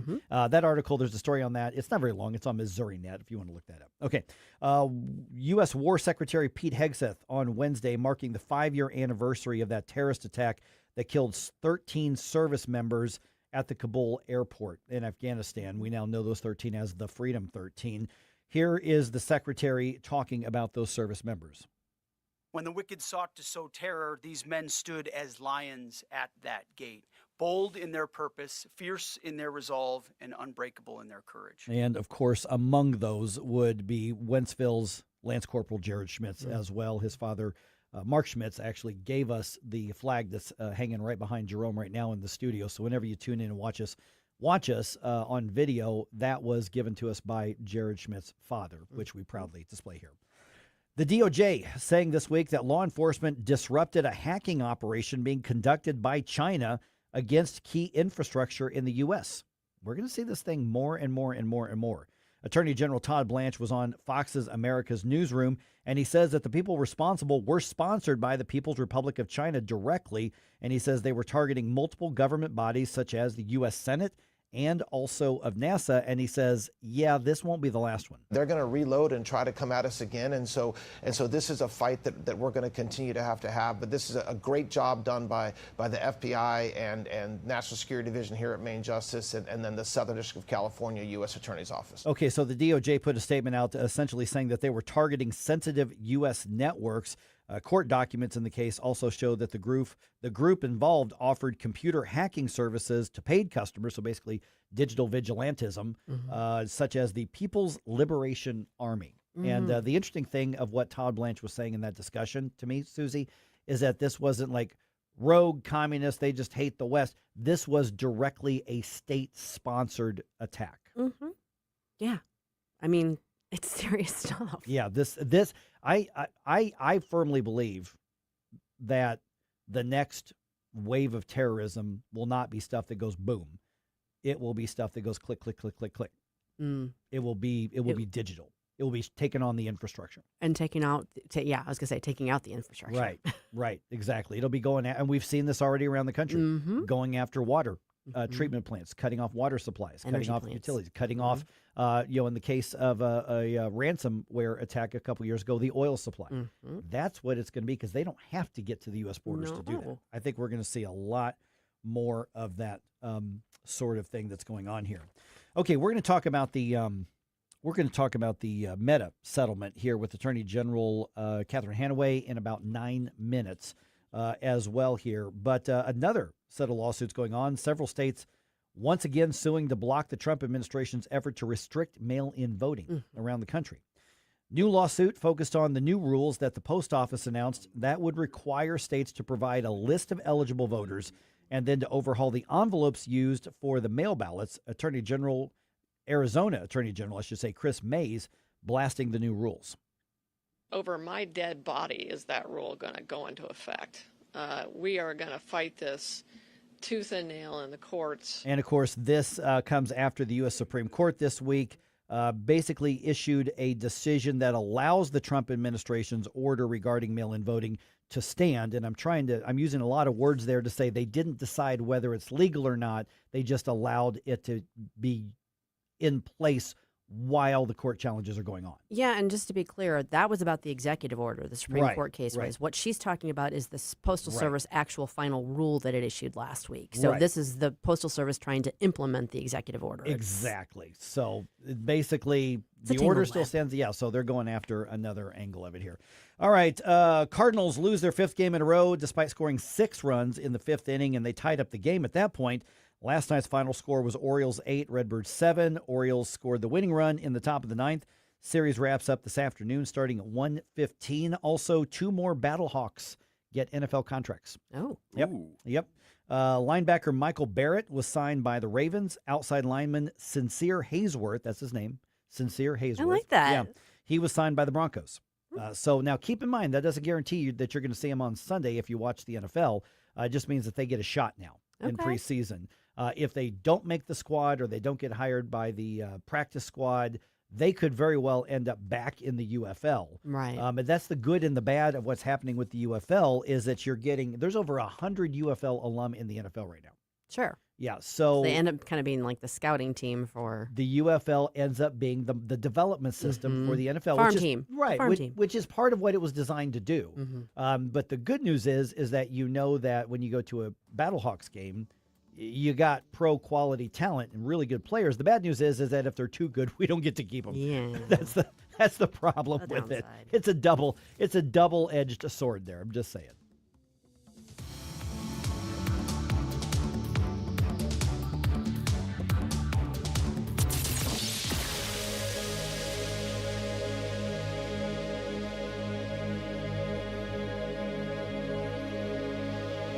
At Body of Health, we're a small but mighty family operation with big ambitions for your health. I'm Helene Tobler, and I'm jazzed about how our MRI-grade body composition analyzer is putting personalized health and wellness on steroids. It helps me and Dr. Tobler, that's my husband, refine the advice we give to help you feel better and live longer. Body of Health, trusted, discerning, affordable health care the way it ought to be. Learn more at bodyofhealth.com. That's bodyofhealth.com. Craving hot chicken so good it ruins all other hot chicken? Welcome to Slaps Hot Chicken. Juicy, bold, always done right. From no heat all the way up to the Reaper. Try our famous loaded fries, loaded mac and cheese, and the only loaded fried ravioli you can get. Grab a crispy slider, sink your teeth into our jumbo tenders, or treat yourself to our mouth-watering chicken and waffles. Slaps Hot Chicken, 5950 Highway 94 in Weldon Spring. You've got to come in and try it for yourself. Lower your car payment today. Lower your car payment today. Yes, you heard us right. You can lower your car payment right now by making this free call and save up to $1,400 a year on your current car payments. Think about your current car payment right now. What's that costing you per year? Now think about what it would be like to put an extra $1,400 back in your pocket. That's the average savings our customers experience. We can help you drive the same car and pay less every month by lowering your car payments interest rate to as low as 4.67%. At Rate Genius, we can work with you to refinance any car payment. If you qualify, it costs you nothing to find out how you can lower your car payment. To learn more, call this number right now. 800-493-5670. 800-493-5670. 800-493-5670. That's 800-493-5670. KLGY HD3 Clayton, K270BW Bellefonte, KNBS Bowling Green. This is News Talk STL at 1019, 94.1, and always streaming at NewsTalkSTL.com. Breaking news this hour from Town Hall. Armit Thomason. One eyewitness says they never had a chance. People scrambled to escape a towering wall of water, mud, and debris. It came roaring down the mountainsides of Nepal and neighboring Tibet, sweeping away everything and everyone in its path. Over 1,000 people have been left missing on the Nepal-China border after a series of floods caused by a glacier collapse swept through the area. Rescue teams in Nepal are scrambling after a catastrophic and deadly torrent of floods and mud swept through several communities, leaving hundreds of people dead. More than 1,300 remain missing, including foreigners and pilgrims. Hundreds of residents across the Himalayan region were displaced. Videos of the tragedy showed the flood swallowing up people as they tried to escape. Drone footage from Nepal on Thursday showed the scale of the destruction. I'm Karen Shamas. An ICE officer charged with shooting a man in Minneapolis and then lying about it has been released from a Texas jail. This after Minnesota's demand for the agent's immediate extradition was rejected by a judge. It's a new weapon to be deployed in the fight against pancreatic cancer. It's called daraxonrasib with the brand name Rasanq. The daily pills block a mutated protein that fuels tumor growth in more than 90% of pancreatic cancer cases. Patients who got the new treatment live for a median of 13.2 months, compared with 6.7 months for people on chemotherapy. One oncologist says this is not a cure, but it's the best option they've ever had. Pancreatic cancer is among the most deadly forms because it is hard to detect before it starts spreading to other organs. Earlier this year, former Nebraska Senator Ben Sasse described on CBS's 60 Minutes how he had less pain while taking daraxonrasib. Ed Donahue, Washington. The Dow futures down 120 points. More on these stories at townhall.com. Diabetes, high blood pressure, anxiety meds, everyone's on them. If you're a 50-year-old male, maybe a bit porky, and you may even have type 2 diabetes, $1 million of term insurance may only cost you about $200 a month. Call Term Provider. Speak with Big Lou at 800-555-2085. Big Lou will find a term life policy for you even if you have type 2 diabetes, are overweight, or have high blood pressure. Term Provider has helped thousands of people like you who think they can't afford term life insurance. To buy $1 million of affordable term life for you, all you need to do is call Big Lou at 800-555-2085. Lou will make sure the scales are tipped in your favor. Call 800-555-2085. Big Lou will answer your call and work to fit you into a term life policy that you can afford. Remember, Big Lou's like you. He's on meds too. Call 800-555-2085 or biglou.com. From the News Talk STL Weather Center. I'm meteorologist Chance Gotch with your First Alert 4 forecast. We're going to continue to look at mostly sunny skies, highs towards mid-80s this afternoon. Humidity going to be lower levels. That'll continue through Friday. Looking mostly sunny, high of 87. Then the heat ramps up. Talking upper 80s Saturday, mid-90s by Sunday. That'll continue through portions of next week. The best news out of all this, though, going to be looking at drier conditions. Looking for mostly sunny to partly sunny throughout this time period, but going to be very hot into next week. From the First Alert 4 Weather Center, I'm meteorologist Chance Gotch. This hour of News Talk STL is brought to you by Stifel, serving investors for over 130 years. Contact your Stifel financial advisor at stifel.com. That's STIFEL.com.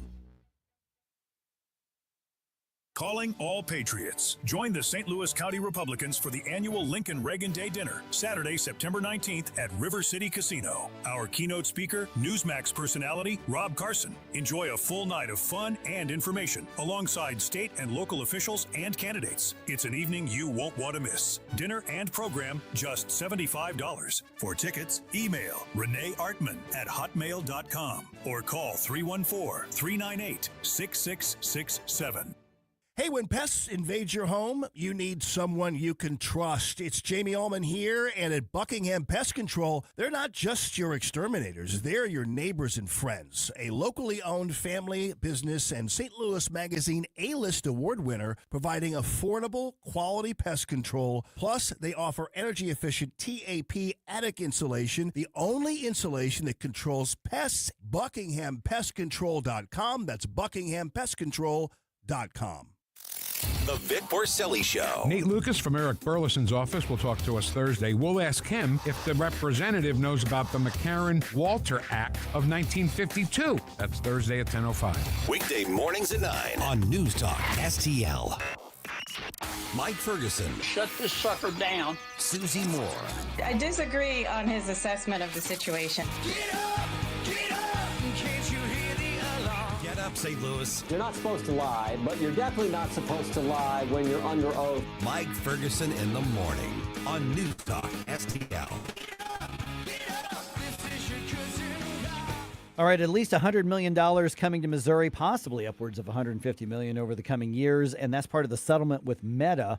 So what's going to change when it comes to kids being online, though? Because that's the whole purpose and that's the whole center of what this massive lawsuit and now this massive settlement was involved, and it involved most of the states in the U.S., including Missouri. And Attorney General Catherine Hanaway joins us right now. Catherine, appreciate you being back on the program here, kind of fresh off the news that this settlement is in place. Let me first kind of start with, at this point, which details do we have ironed out and which details still need to be ironed out as far as what Missouri is going to receive from the settlement? And then the follow-up question, I'll just tell you right away, is going to be, what is Meta agreeing to change?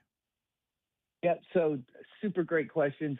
And Mike, I think you have really nailed it in terms of the relative importance of the new controls that are coming into place and the money. It's a lot of money, but the things that are going to be life-changing for kids and parents are the controls. So with respect to the money, Missouri share is between 100 and 150 million, and what will decide how much we get within that range is who else we go after, because this is just a settlement with Meta, and obviously their platforms are Facebook and Instagram, but we don't have settlements yet with TikTok, YouTube, Snapchat, and so Meta wanted to incentivize all of us as states to go after those other platforms.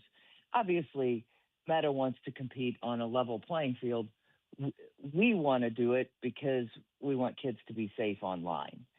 So that's what will make the difference, whether we continue to be aggressive. And I can assure you that we will be. We already have in the works right now an action against Roadblocks for what they're doing in terms of grooming kids on that gaming platform, frankly, that is targeted at kids. One, as we've been covering this and reading the stories on this throughout the morning here so far, obviously one of the interesting things about this is 47 states, I think, are involved. So this isn't a red or blue thing. A lot of consensus among the different states regarding the social media platforms, among the accusations, making it too addictive, and then others with the material that's been developed or targeting the kids, and then also allowing kids basically underage online when they're not supposed to be in the first place. What's the difference between just good marketing and you want to get as many eyeballs on a social media platform as possible, and it's up to the consumer and it's up to their parents, versus going too far in trying to manipulate that? Well, that's a really interesting question, and I like to always kind of draw it back to the real world.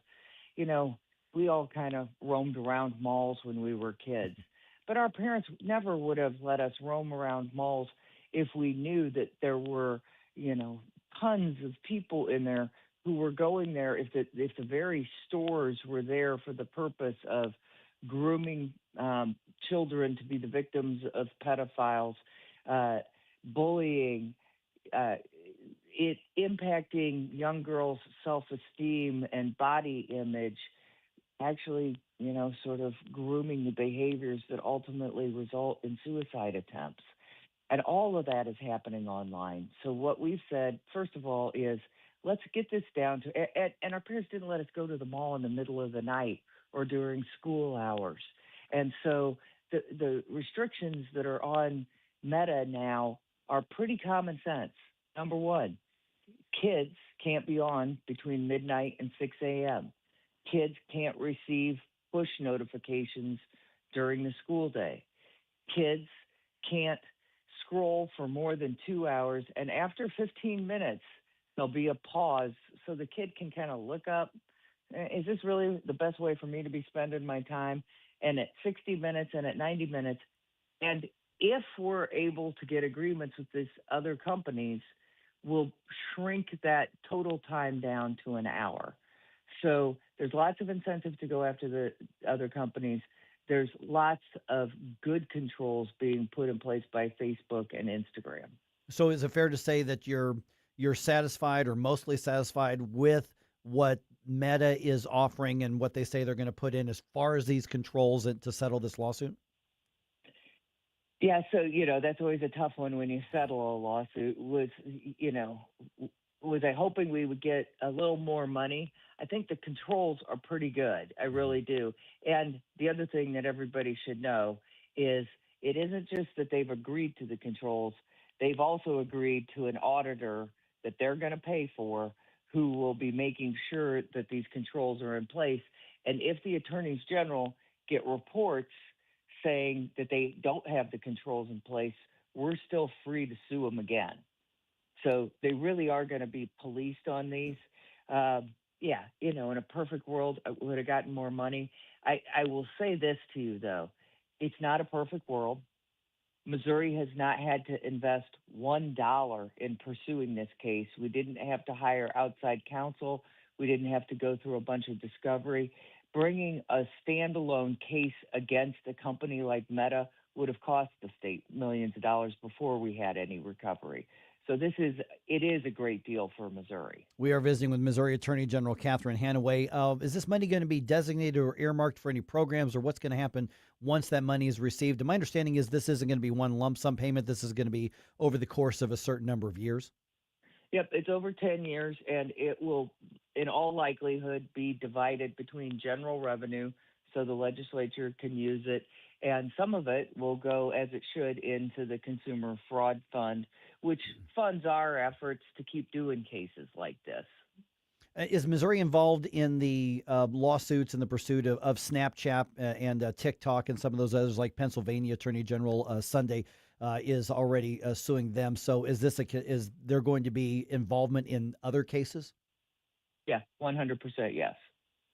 That's easy enough. And then also, let me go back to when we talk about, the dangers that were happening online with the kids. And obviously right here in the St. Louis area, you've got the Megan Meyer Foundation that came from all those years ago of cyberbullying and that sort of thing. What's the right role of government in this case, whether it's civil or whether it's criminal? And how does that compare to ultimately the role of parents to watch what their kids are doing and that sort of thing? So where should the rules in the government be versus we hope you do the right thing, but it's not government's job? So I know it can be a gray area depending on who you're talking about, but in this digital world, this is all setting the framework and the foundation for these policy discussions to come down the road. Yeah, so it's number one, it's always the parent's job first, 100%. And parents, even though the technology is often running ahead of where the parents are, like engage with your kids, talk to your kids about where they're going, what they're doing online. We used to talk to them about where they're going, what they're doing in person. Frankly, we need to get them out doing more things in person. It is a delicate balance in terms of what the government should do, balancing safety and protection against privacy rights. To me, the mandate's clear here. We should do everything that we can to protect kids. And, the government has responsibility for highways and the public airways like radio and television. To me, this is the modern public airway, even though it's private, but we need to have some controls over particularly what kind of content is being pushed to kids, how much time they're spending online. We have to protect our kids, and parents can't do it alone in a universe that is as big as social media. Are there tools that, whether it's your office or federal prosecutors or anybody else from a civil or even from a criminal perspective, are there tools that you'd like to see added by law that the legislature should look at when it comes to tech and social media and things like that? That, because the reality is the tech is developing faster than the policy can keep up with in a lot of ways. Yeah, I don't know that it's like technology or tools.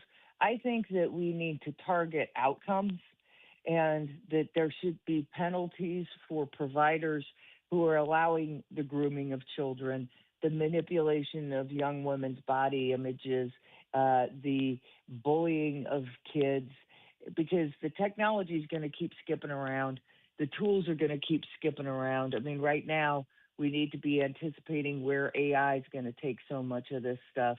And so I think what we need is legislatures, regulators, law enforcement who are focused on defining what outcomes we don't want to have and making sure that we're prohibiting those and putting the onus on the technology companies to make sure that they're screening for that and make sure that they're the ones because they have the very best technologists, computer scientists in the world working on their for-profit products they have to assume a huge part of the responsibility to help us in protecting our kids. Okay, so regarding the settlement, I know that it's not a completely done deal yet. What is the status of that? Does that still need court approval? Does that need to go through all the states, or at this point is it pretty much agreed upon and we're just waiting on the signatures? Yeah, no, all the parties have signed, okay, including me. We had until 5 p.m. on Tuesday to sign. We do need the court still to approve it, but Meta and all the states and territories have signed. So we're very close to the finish line. I can't imagine that the court isn't going to accept the settlement. All right, Missouri Attorney General Catherine Hanaway. Always good to talk to you, Catherine. Thanks so much. Really appreciate it. Thank you, Mike. Appreciate it. Bye-bye. Okay, I mentioned this a little bit ago. Be a little different than what we normally talk about, because one of the bump music artists that Jerome plays that gets a lot of reaction is Skillet. Yep. One, they're darn good, really, really good. I've seen them in concert. They're a lot of fun. They're also overtly Christian, which is secondary to a lot of people. They just like the music. Well, they're in the middle of a big controversy, and people are accusing them of being too judgy and restrictive and censorious, and other people are saying they're just sticking to their principles. I'll tell you what's going on, and then you tell me what you think. That's at 8:20 right here on 101.9 94.1 News Talk STL. Before you blow us all away. Get up, can't you hear the alarm? Get up, this is your cousin God. Mike Ferguson in the morning. A cross between Socrates and Dirty Harry. On News Talk STL.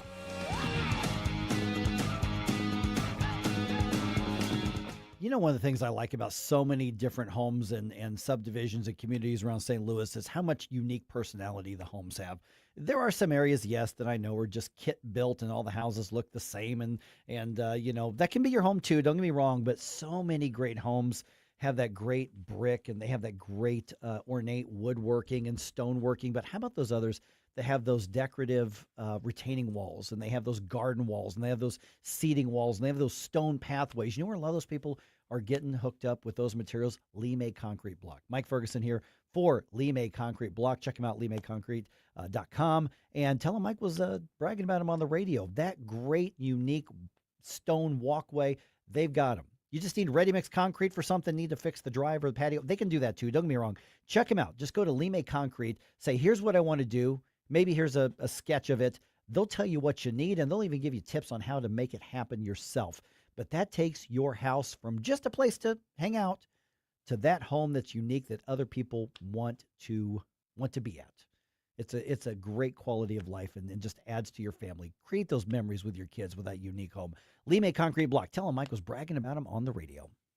No paint, don't vinyl, go Rhino Shield. Never paint your house again. Rhino Shield. Never paint again with Rhino Shield. Listen to what a couple of happy customers have to say. My family's business is over 10,000 square feet, and it did not have the curb appeal I wanted. Our building was really faded. You came out, you gave me all of these options that would fit my building. I don't want to have to paint my building again. 25 years is a long time to not have to worry about the outside maintenance of your building as far as paint. That's a no-brainer. That's why Rhino Shield worked for me. What a wonderful job they did. It's beautiful. They were very thoughtful, kind, considerate guys. Appreciate all the work that these two young men did. Call Rhino Shield, 877-25-RHINO, 877-25-RHINO, or 877-25rhino.com. See what we did there?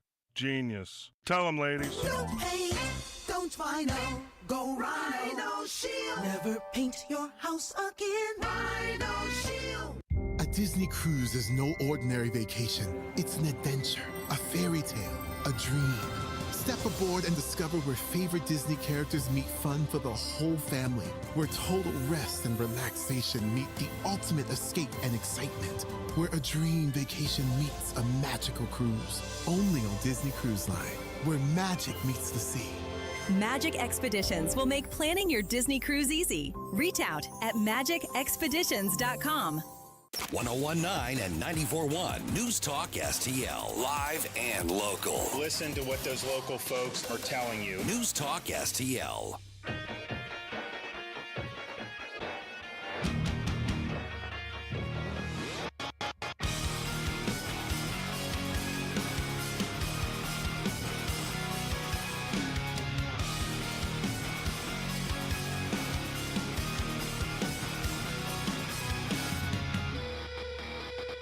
Larry Connors here. I begin my morning every day with the Mike Ferguson Morning Show while I'm doing my 10-mile run. Catch my program at 6. Now, back to Mike. And, of course, you throw in some Skillet bump music right there. Well done. Of course, I had to. You know, it's funny because Skillet is huge. Now, I worked in Christian music radio for a little while. Not very long. We'll never do it again. That's for sure. You know, a lot of, and I really don't listen to Christian music anymore, contemporary Christian music. Just some of it's really good, and I've met a lot of the singers, and they're pretty nice folks, and I've seen a lot of their shows. You know, but sometimes it's you know, like anything else, you know, a little cheesy, whatever the case is. But with Skillet, they've got this massive crossover success. I think there's a lot of people who love Skillet who don't realize this is an unapologetically Christian conservative band.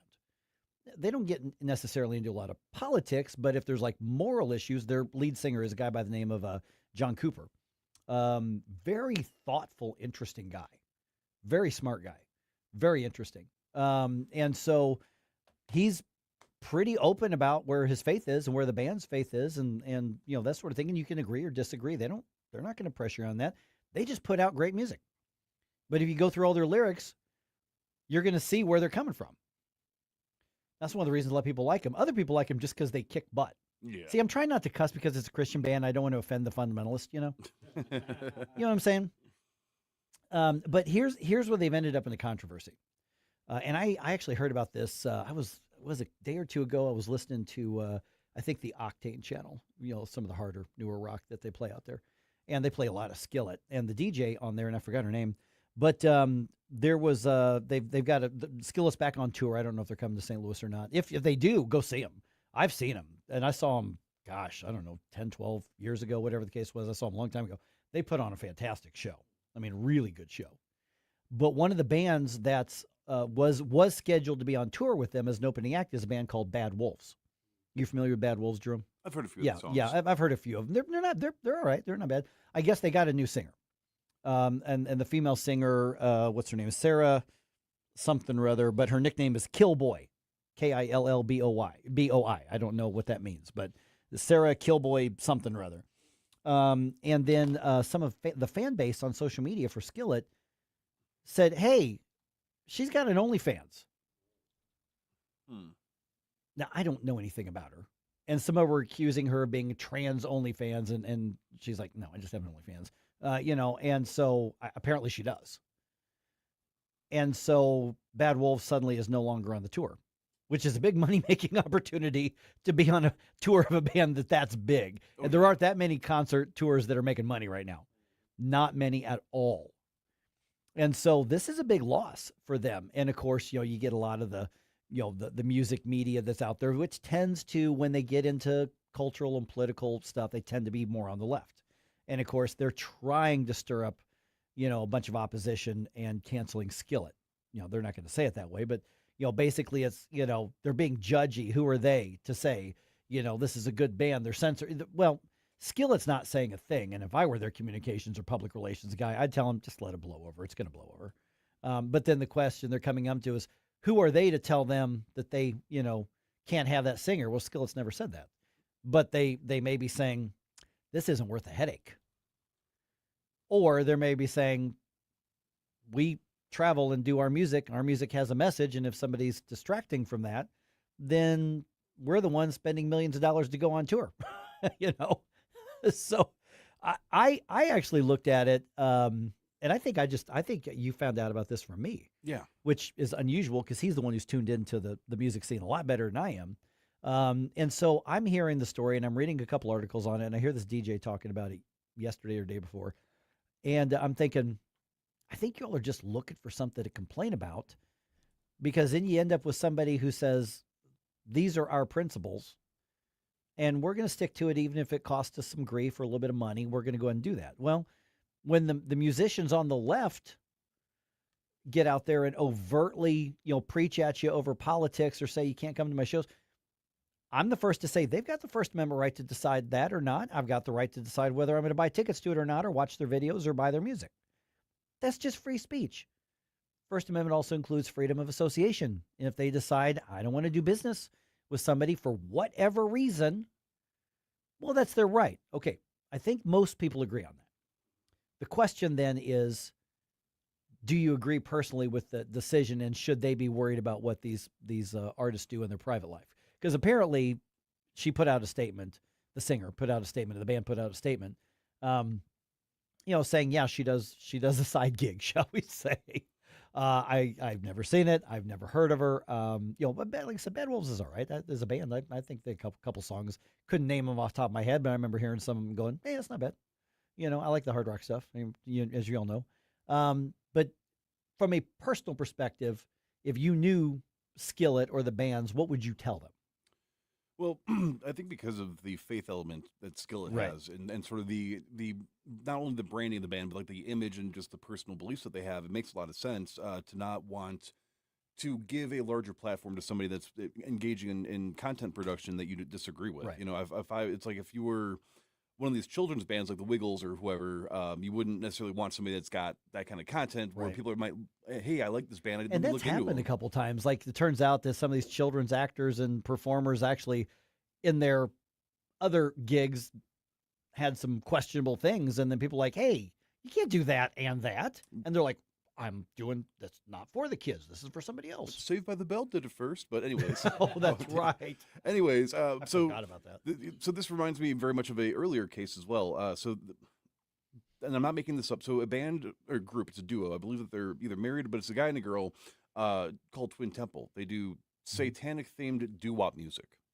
Wait. Say it again. They do satanic themed doo-wop. Satanic themed doo-wop. Yes, like the old kind of like. No, yeah, I love doo-wop. Yeah, not the satanic version, but I don't know that needed to exist, and I'm surprised that there's anybody doing that in 2026. How did you come up with that idea? Exactly. I got a lot more questions than I'm going to be able to answer, but there's he's like a soul blues kind of like singer-songwriter named Charlie Crockett, and he didn't really know too much about Twin Temple, but he's a little bit more of that same, like the clean cut, sort of family-friendly performer, and so the Twin Temple group got added to like as an opener for his act until he found out that you guys use like occult imagery and you do a lot of this stuff, like very overtly satanic presence on stage, and it's like, well, I don't really want that affiliated with my act, so they removed him from the tour. So I get it. I mean, you have to think too, music is not just about expression. It's an actual brand identity. If you have a specific audience that you're trying to cultivate or a specific vibe or something, there's a reason why people go to a Skillet show. And and it may not have anything necessarily just to do with the music. It could also be the atmosphere of people that show up. 100%. And I'm not knocking bad. I mean, there are a couple Bad Wolf songs I like. I'm not going to stop listening to them, but that is something that has to be conscious of the performance. And a lot of times these the bands, the ticket, the bill that's put together, the management just does that. The production companies do that. And so what probably happened here is Bad Wolves was on there. They had another singer. They hired this new one. Probably no one knew any different. Than all of a sudden the fan base goes, hey, did you know? Yeah. And then like what you're saying is they're going, just not gonna fit. Mm-hmm. And I've never heard Skillet say a thing about him. They haven't said anything. I've never heard them say she's a bad person, or whatever the case is. They're just kind of saying, yeah, let's just put somebody else in there. And sometimes people overthink it. Now, this other thing you're talking about, I mean, first of all, I'm still trying to get my mind around satanic doo-wop. But I've been to shows where, the imagery has been like overtly like for instance, Rob Zombie. Oh, of course. I mean, I knew it was going to be dark and Halloween-like, but I'm like, holy crap, that was like overtly satanic. It's basically like going to a haunted house and a concert at the same time. I mean, and there are different lines of that. I mean, Ozzy Osbourne did that, and there when he died, the people who were close to him, they were like, he was actually Orthodox Christian. Alice Cooper does that. I saw Alice Cooper a couple years ago. He's outspoken Christian, and he's like, it's a character, and he doesn't do all the songs that he used to do, but and so with this case here, I think it was more like freedom of association, and I look at this as one business, a group saying, these are our values. We could take the easy way and just not say anything. But in this case, we just kind of said, you know what, it's not going to fit. It doesn't match our principles and why we're doing the business that we're doing. And remember, Christian rock and Christian music is a business. I met several of them who were like, well, this is our ministry. I'm like, it's a business.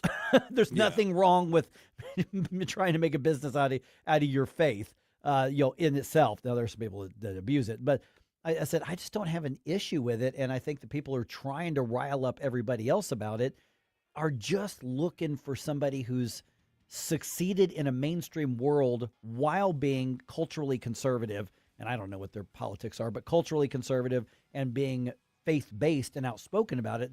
I think they're just trying to cut them off the knees. And so far, I think the fan base has been, we can agree or disagree. Maybe we thought should have left them on, but we like what they're doing, and we're going to keep going. And maybe Bad Wolves and Twin Temple can get some sort of tour going. Well, see, the thing is, I don't think Bad Wolves is like overtly like they're not. This just like the singer has a thing, and they're like, it may not fit. Yeah. Now, if joined in a little bit later into that conversation and have no idea why we were even discussing satanic doo-wop or any fans, just letting you know, we do have a podcast where we upload all the discussions, so you can catch up on what you missed out on earlier. That's Mike Ferguson in the Morning on your favorite podcast platform. Name another show in this country talking about satanic doo-wop. I dare you. I've got to fight today to live another day. Speaking my mind today. I've got to make a stand. From the NewsTalkSTL Weather Center. I'm meteorologist Shane Scotch with your First Alert 4 forecast. We're going to continue to look at mostly sunny skies, highs towards mid-80s this afternoon. Humidity going to be lower levels. That'll continue through Friday. Looking mostly sunny, high of 87. Then the heat ramps up. Talking upper 80s Saturday, mid-90s by Sunday. That'll continue through portions of next week. The best news out of all this, though, going to be looking at drier conditions. Looking for mostly sunny to partly sunny throughout this time period, but going to be very hot into next week. From the First Alert 4 Weather Center, I'm meteorologist Shane Scott. Fox News Commentary with Jimmy Thela. Next. My name is Amanda Klutz, and I'm a widow. You enter a different reality when you lose your husband, especially as a parent. Life insurance doesn't fix it, but it helps. With Ethos, you can get covered in minutes. No medical exams, up to $3 million in coverage, and it's all online. Get your free quote at ethos.com/save. That's ethos.com/save. Paid spokesperson. Time spent on application may vary. Online health questions required. Jimmy Thela calls out a Democrat senator for riding the socialist wave. There's a lot of people out there that have watched this last 10 years of politics transpire that don't feel served by either party because they genuinely don't like Trump and they don't really feel represented by anybody. That's where the socialists are filling the void. They're at least showing up and saying things like income inequality while they sit in mansions that their parents bought for them. I understand they're, as hypocritical and as ridiculous as anything they're running against, but the average person might not. Okay, when you see somebody like Chris Van Hollen come along just trying to game this wave of stupidity. Okay, he is being as opportunistic as everybody else out there. Is he a lying sociopath? Yes. Did he embarrass himself shielding for illegal immigrant gang members over American citizens? Yes. But does that rule him out of the modern Democratic Party and any chance at upward mobility? No. For more commentary like this, go to foxnewspodcast.com. Looking for a fresh eating alternative for you and your family? Head on over to CJ's Restaurant and Bar in O'Fallon. CJ's literally offers something for everyone, from young to old. We're a casual American eatery with a wide-ranging menu of pastas, salads, and sandwiches, all served in a comfortable, warm environment with a family-friendly atmosphere. From vegetarian options to hearty classics. We offer dine-in, carry-out, catering, and even have a banquet room for your special events. Come see us or visit us on the web at cjsofallon.com. The Vic Borselli Show. Very active, very fun chat box. Cindifer. Hi, Cindifer. Hey, how you doing? She says, yo, Vic, baby. Verbatim, yo, Vic, baby. With an exclamation point. How else are you supposed to read that? I was driving, had to pull over to comment. I was going to say how sexy the beard is, but I'm afraid of your wife. Hey, I'll tell you what, I would be. Vic Borselli, live and local, weekday mornings at 9 on News Talk STL. 1949, the last time a Republican held the top post in St. Louis City. A gallon of milk was 84 cents, and streetcars ran down Grand Avenue. Unfortunately, St. Louis City streets are no longer the epicenter of family and business life. In the 80 years of Democrat control, our city has been on a steady decline. Hello, Kirk Ilsinger, chairman of the Republican Party for the city of St. Louis, and we believe it is our duty to provide a different path forward. I invite you to our meetings the first Thursday of every month. Learn more at stl-gop.com. Paid for by St. Louis City Republican PAC. Curtis Farber, Treasurer. If you have a phone, you have a radio. Wherever I'm at, home, car, wherever. Download the all-new News Talk STL app. If you have a phone, you have a radio. Just the convenience on the phone. Streaming live on the mobile app. Love the new app. And listen anytime. Everywhere. Anywhere. The perfect body, the perfect face. It's like God's best work, all in one place. But the haters ain't perfection. Can't you say? It's a burden being wonderful like me. Good morning, Missouri. It's your boy Joe Pags. I'll talk to you tonight at 10. But right now, let's get back to Mike Ferguson in the morning. From Satanic Doo-Wop to Steel Panther. You got to have a little Steel You know, there's somebody's going to look at me like, Mike, what is wrong with you? And the answer is going to be, I have no idea. If you can solve that, you probably make money. 8:36 right now. Okay, couple things going on here. Remember that case of St. Louis County Councilwoman Lisa Clancy actually observed committing a crime, according to the St. Louis County Police. And I remember saying, because this happened this was in late July, I want to say, mid or late July, something like that, right before the primary election. It was somewhat recent. Yeah, because it was right before the election. She was supporting Brian Williams for a county executive, which she got a right to do. A lot of people did. And then she was observed by a police officer stopping her car on a secondary thoroughfare, getting out and swiping a Brian Williams for executive campaign sign, throwing it in her car. And they figured out later, because he observed it, took down the license plate, called it in, figured out that was Lisa Clancy. And he said, the police officer said, yeah, it looks like there was a lot of signs in her car. Now, what you can't tell for sure is, were those a bunch of Brian Williams signs that were stolen, or were those like Jake Zimmerman signs who she was supporting as she was going to plant somewhere? You don't know. So what was at issue was that one sign that she was observed taking and driving off with. And so the St. Louis County Police said, well, this happened in Clayton, so we're going to refer it over to Clayton PD. Our hands are clean. You can go do what you want with it. Clayton PD says, yeah, we don't just take cases from other agencies and they're going to tell us what we're going to pursue and not pursue. It's their case. Our hands are clean. We're not doing anything with it. So to their credit, the Post-Dispatch followed up on this. And they did a story on it last night. Joe Hollerman wrote it, and he basically pointed out, he goes, the sign disappeared and so did the case against Lisa Clancy. And they called the county prosecutor's office, and they kind of, did the proverbial shrug and went, nobody's filed anything. Police haven't brought any charges. Nobody has. And so the bottom line is that Lisa Clancy is not going to be held accountable for doing this. Is this the crime of the century? Not in the least bit. Do both police departments have a lot bigger things to worry about? Absolutely. However, she is an elected official, a fairly powerful one, because county government is a strong government as far as influence and regulatory control and things like that in St. Louis County. So should there be a much higher standard of behavior? Absolutely yes. Is there going to be any accountability? No. Did we all know this was going to happen? Absolutely. We even said at the time, we're like, nothing's going to come of this, other than she got some bad headlines and it's bad PR, but she runs unopposed. Nobody bothers to run against her because it's such a blue area. Yeah, I don't like the fact that essentially the government suppressed the First Amendment rights of the person. Well, see, that's an interesting thing. That was one thing, and Hollerman wrote about this, and Susie mentioned that to us, is like, okay, she's a government official, but she wasn't acting on behalf of the government, but she absolutely is a government official. So is there a gray area there?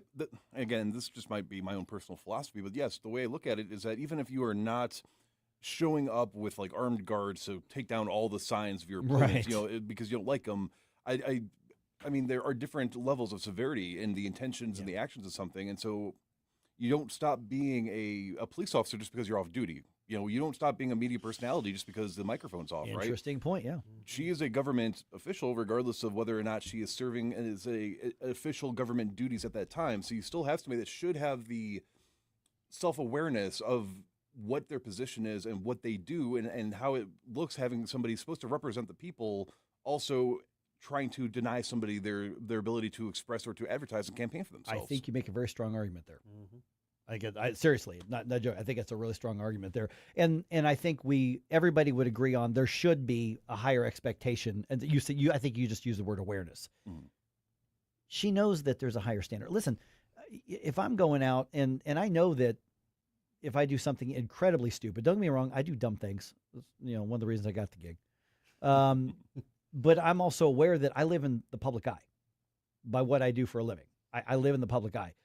That means that there is, I look at things and look at what I'm going to post and not post and what I'm going to say in public. And, when somebody gets stupid with me out in public and wants to argue or something, I'm aware that there's a different lens on me for what I do for a living.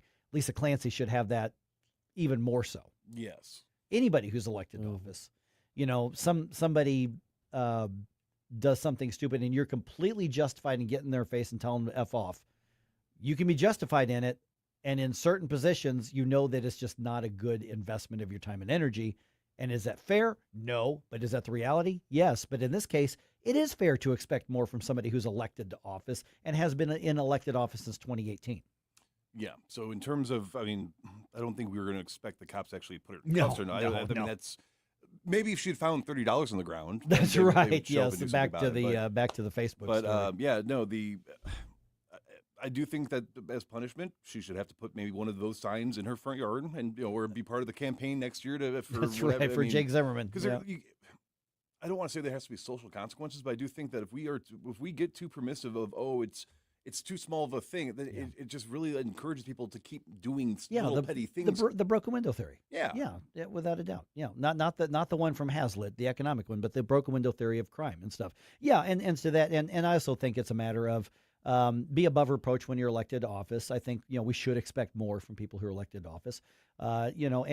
She's got embarrassment on it. Even the story that says there's no case against her because nobody wants to bother with it. It still reminds people that she did it. Yeah, and again, you have to in certain roles you kind of have to know you need to be a role model for others. Yeah, and so that's I guess disappointment. If we could just shun shame, maybe this is the punishment is that you get called out and and on a station like this, her voting block and her voter base does not care that we're pointing out and shaming her because we're the conservative ones. They don't care. We're going to disagree on basically everything anyway. Oh, of course. And then, of course, if it was a conservative that took one of her signs and did something like that, then it would be all and I would shame that person too. Yeah, don't. I think the whole sign stealing thing that we see every election is one of the dumbest things I've ever seen. Mm-hmm. Just leave the signs alone. That way I can silently judge who's ever in the house when I drive by their yard. So think of it that way. Don't deny me the right to know who I'm silently judging appropriately or not. It's my hobby. That's fair. I mean, yeah, I guess they are in a way kind of like yard bumper stickers if you think about it. Yeah. Like why did you take it upon yourself to say, yes, on my property, I want the world to know this? Right. I'm about to drive by a vehicle and it's got, an attractive woman in there. Am I going to, smile and that sort of thing? Oh no, wait, she's got a Bernie bumper sticker. I'm not even looking. Wow. It's not about them. It's about me. No, it's not. Okay, but there are some very badly designed signs, though. Surely, if it's an eyesore, then we're justified in getting rid of them, right? Yeah. I mean, it's every year we get the story of somebody stealing somebody's signs. I mean, heck, when I've run for office, I've had my sign stolen. It's kind of a badge of honor, though. It happens every single time, and every single time it's one of the dumbest things. And that's what I would hope in our camp here on the right. If we find out that our folks are doing it, that we call them into account and that we let them know that it's as bad when our side does it as when their side does it. Yeah, but I mean, as a politician, though, I mean, if yours was stolen, that means you were at least relevant enough that somebody considered you a valid target. So congratulations on that. Now, we know a lot of you guys it's getting around that time now. We're going to have to get on the road and go do some stuff, which means that you probably won't have a radio with you, but you will have a phone with you, and you can turn that phone into a radio if you download the free NewsTalkSTL app. Tomorrow being Flashback Friday, of course, you might be having to get up early, gearing the kids to school, and or go do some chores. Doesn't mean you have to miss out on the fun, though, if you have the free NewsTalkSTL app. I got the grace of a dancer, a golden voice. People seem to hate me like I had a choice.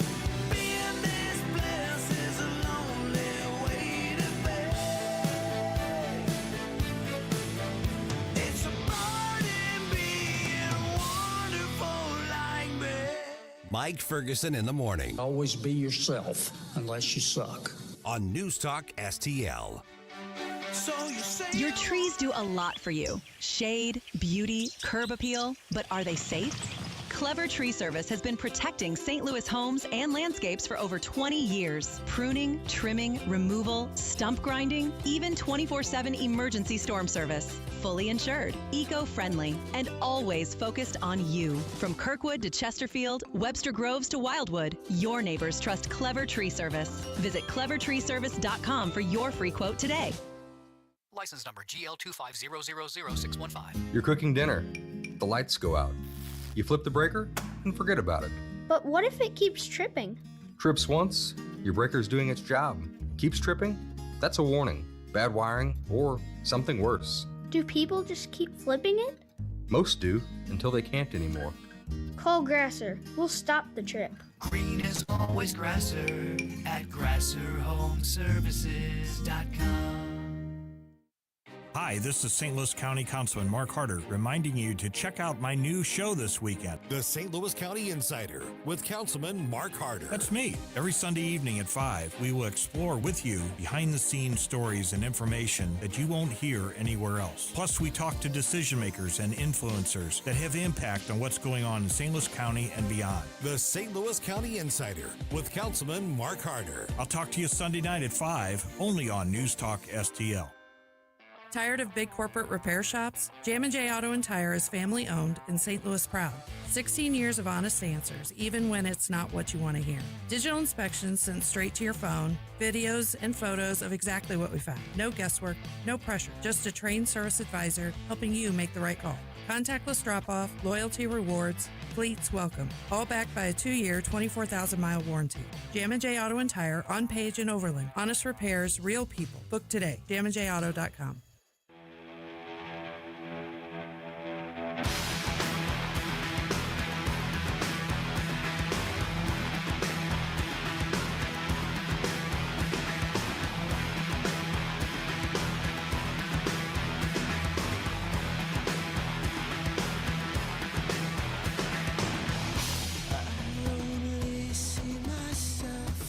Hi, it's Vic Porcelli. And Ken. Hi, Ken. Hey, Vic.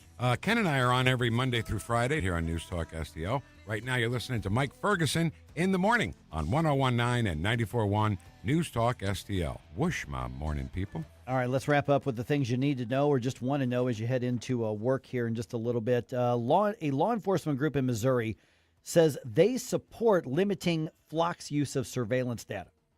Now, there's a lot in there that I said, but there's also some things in there that I did not say. I'm going to parse out what they are saying and what they are not saying here in just a moment.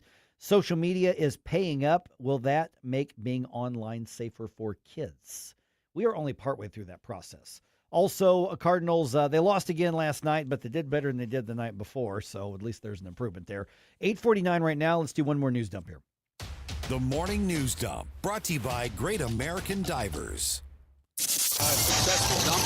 Wake up, America. It all worked out. They got all the news. The Morning News Dump. This is interesting, and I found the story on Missouri Net. The Missouri Sheriff's Association says they support adding data retention limits on license plate reading camera networks. Okay, that's a lot of words. They're not saying that they are supporting limits on the cameras themselves or the surveillance or the data collection, but they are saying, in responding to the public outcry, saying that they support limiting how long that data can be held. Association President Matt Euler tells Missouri Net they want to see limits on how long the tracking data can be stored, and even some sheriffs want requirements that the camera vendors, like Flock, be required to delete that after a specific time. They are recommending 10 days. Now, this comes obviously as multiple communities around the state are ending their contracts with Flock in particular over privacy concerns and data collection and storage and the abuse of the systems of people getting into it, law enforcement and otherwise. We've had, 3 cases right here in the St. Louis area in the last month or two alone.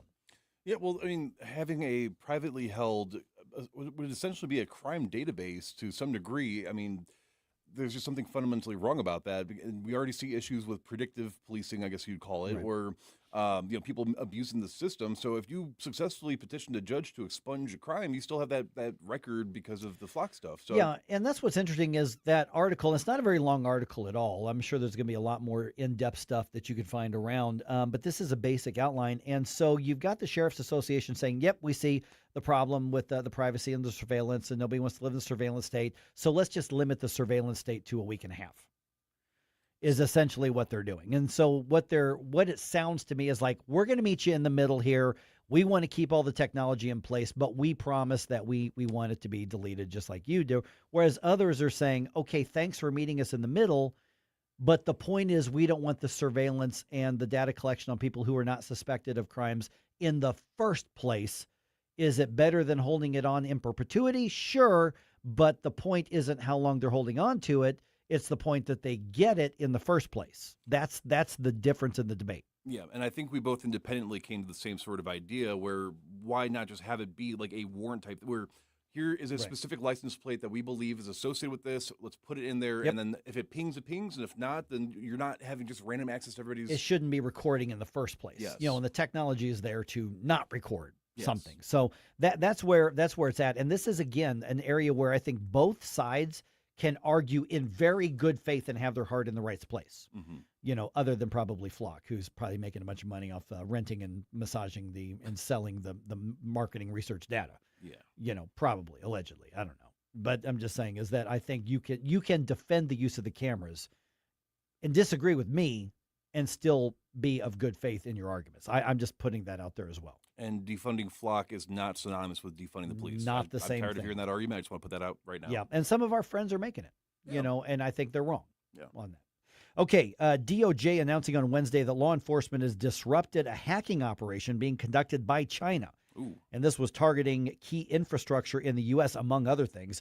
Attorney General Todd Blanche was on Fox's America's Newsroom, and he says the individuals responsible for this attack or this attempted attack were sponsored directly by the People's Republic of China, a state actor.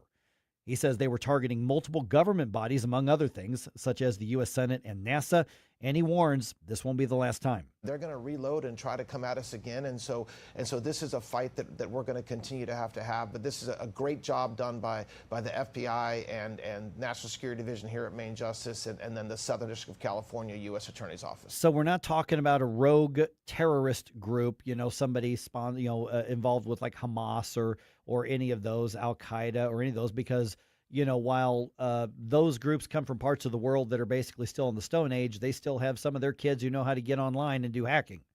We're talking about one of the most advanced technological nations in the world, state sponsoring attacks on infrastructure and key sensitive government things. My guess, and I would say I hope that I'm wrong, but it doesn't matter because the alternative is, the more violent explosions. But I think the next wave of terrorism is going to be attacking infrastructure and water and power and oil and electricity and things like that. That's what the next wave of terrorism is going to look like. It's going to be in the cloud. Oh, absolutely. I mean, think about how much damage could be done if anybody banking went down, and right. And so how many of us actually carry cash anymore? The hospital ends up getting crashed. Yeah, I mean telecommunications, GPS even. Right. They disrupt your ability to use Google Maps. I mean, so much of our society, we've become so reliant on technology. You don't necessarily have to do anything 9/11 style to cause major impacts. They stopped the train right there on the highway at the crossing. If you want to know what that's like, drive on Route 3 in Sauget at some point. Mm-hmm. You'll be stuck there forever. Yeah. All right. Let's see here. What else we got going on here? Looks like St. Louis County Councilwoman Lisa Clancy not going to have any consequences for stealing at least one campaign sign before the primary election. Clancy was supporting State Senator Brian Williams' campaign for county executive, and police say she was observed taking down a sign for Jake Zimmerman, who ended up winning the Democratic nomination. Prosecutor's office says neither St. Louis County Police nor Clayton Police have followed up with any charges, and when asked for a story in the Post-Dispatch, both departments basically said, we got better things to do. I mean, that's if you read through the lines, that's basically where they were at. At the end of the day, I mean, I don't like to downplay things, but I mean, it's not the worst thing that somebody's probably ever done politically to another person. Right. But at the same time, if you are too permissive of it, then it's like, well, what's stopping them from continuing that behavior going down the line? Right. Okay, several states once again suing to block the Trump administration's effort to restrict mail-in voting. The new lawsuit is focused on Postal Service rules that were announced that would require states to provide a list of eligible voters and then overhaul the envelopes used for the mail-in ballots. Arizona Attorney General, her name is Chris Mays, blasting the new rules. Over my dead body is that rule going to go into effect. We are going to fight this tooth and nail in the courts. Okay, so the rules might go into effect, and she's still going to be living and breathing when it happens, just to point that out. So this lawsuit comes after the Supreme Court issued a ruling and a decision allowing the administration's order on mail-in balloting to continue. So the Supreme Court has not said the issue is settled, and they're not saying that his executive order is legal or not. They're saying while the case proceeds, that the executive order can go on. And so this is a lawsuit targeting the post office's rules, which are in compliance with that executive order. So we'll see how that turns out here. Cardinals lose their fifth game in a row despite scoring 6 runs in the fifth inning to tie the game. Last night's final score was Orioles 8, Redbirds 7. Orioles scored the winning run in the top of the ninth inning. Series wraps up this afternoon starting at 1:15. Also in other news, Missouri is going to get between $100 and $150 million from the settlement with Meta regarding Facebook and Instagram. If you want to get details on that, go to the Mike Ferguson in the Morning podcast, anywhere you get your podcast. And we just had a conversation with Attorney General Catherine Hanaway, who laid out all of the details on that. That's going to be posted probably in the next 60 minutes, something like that.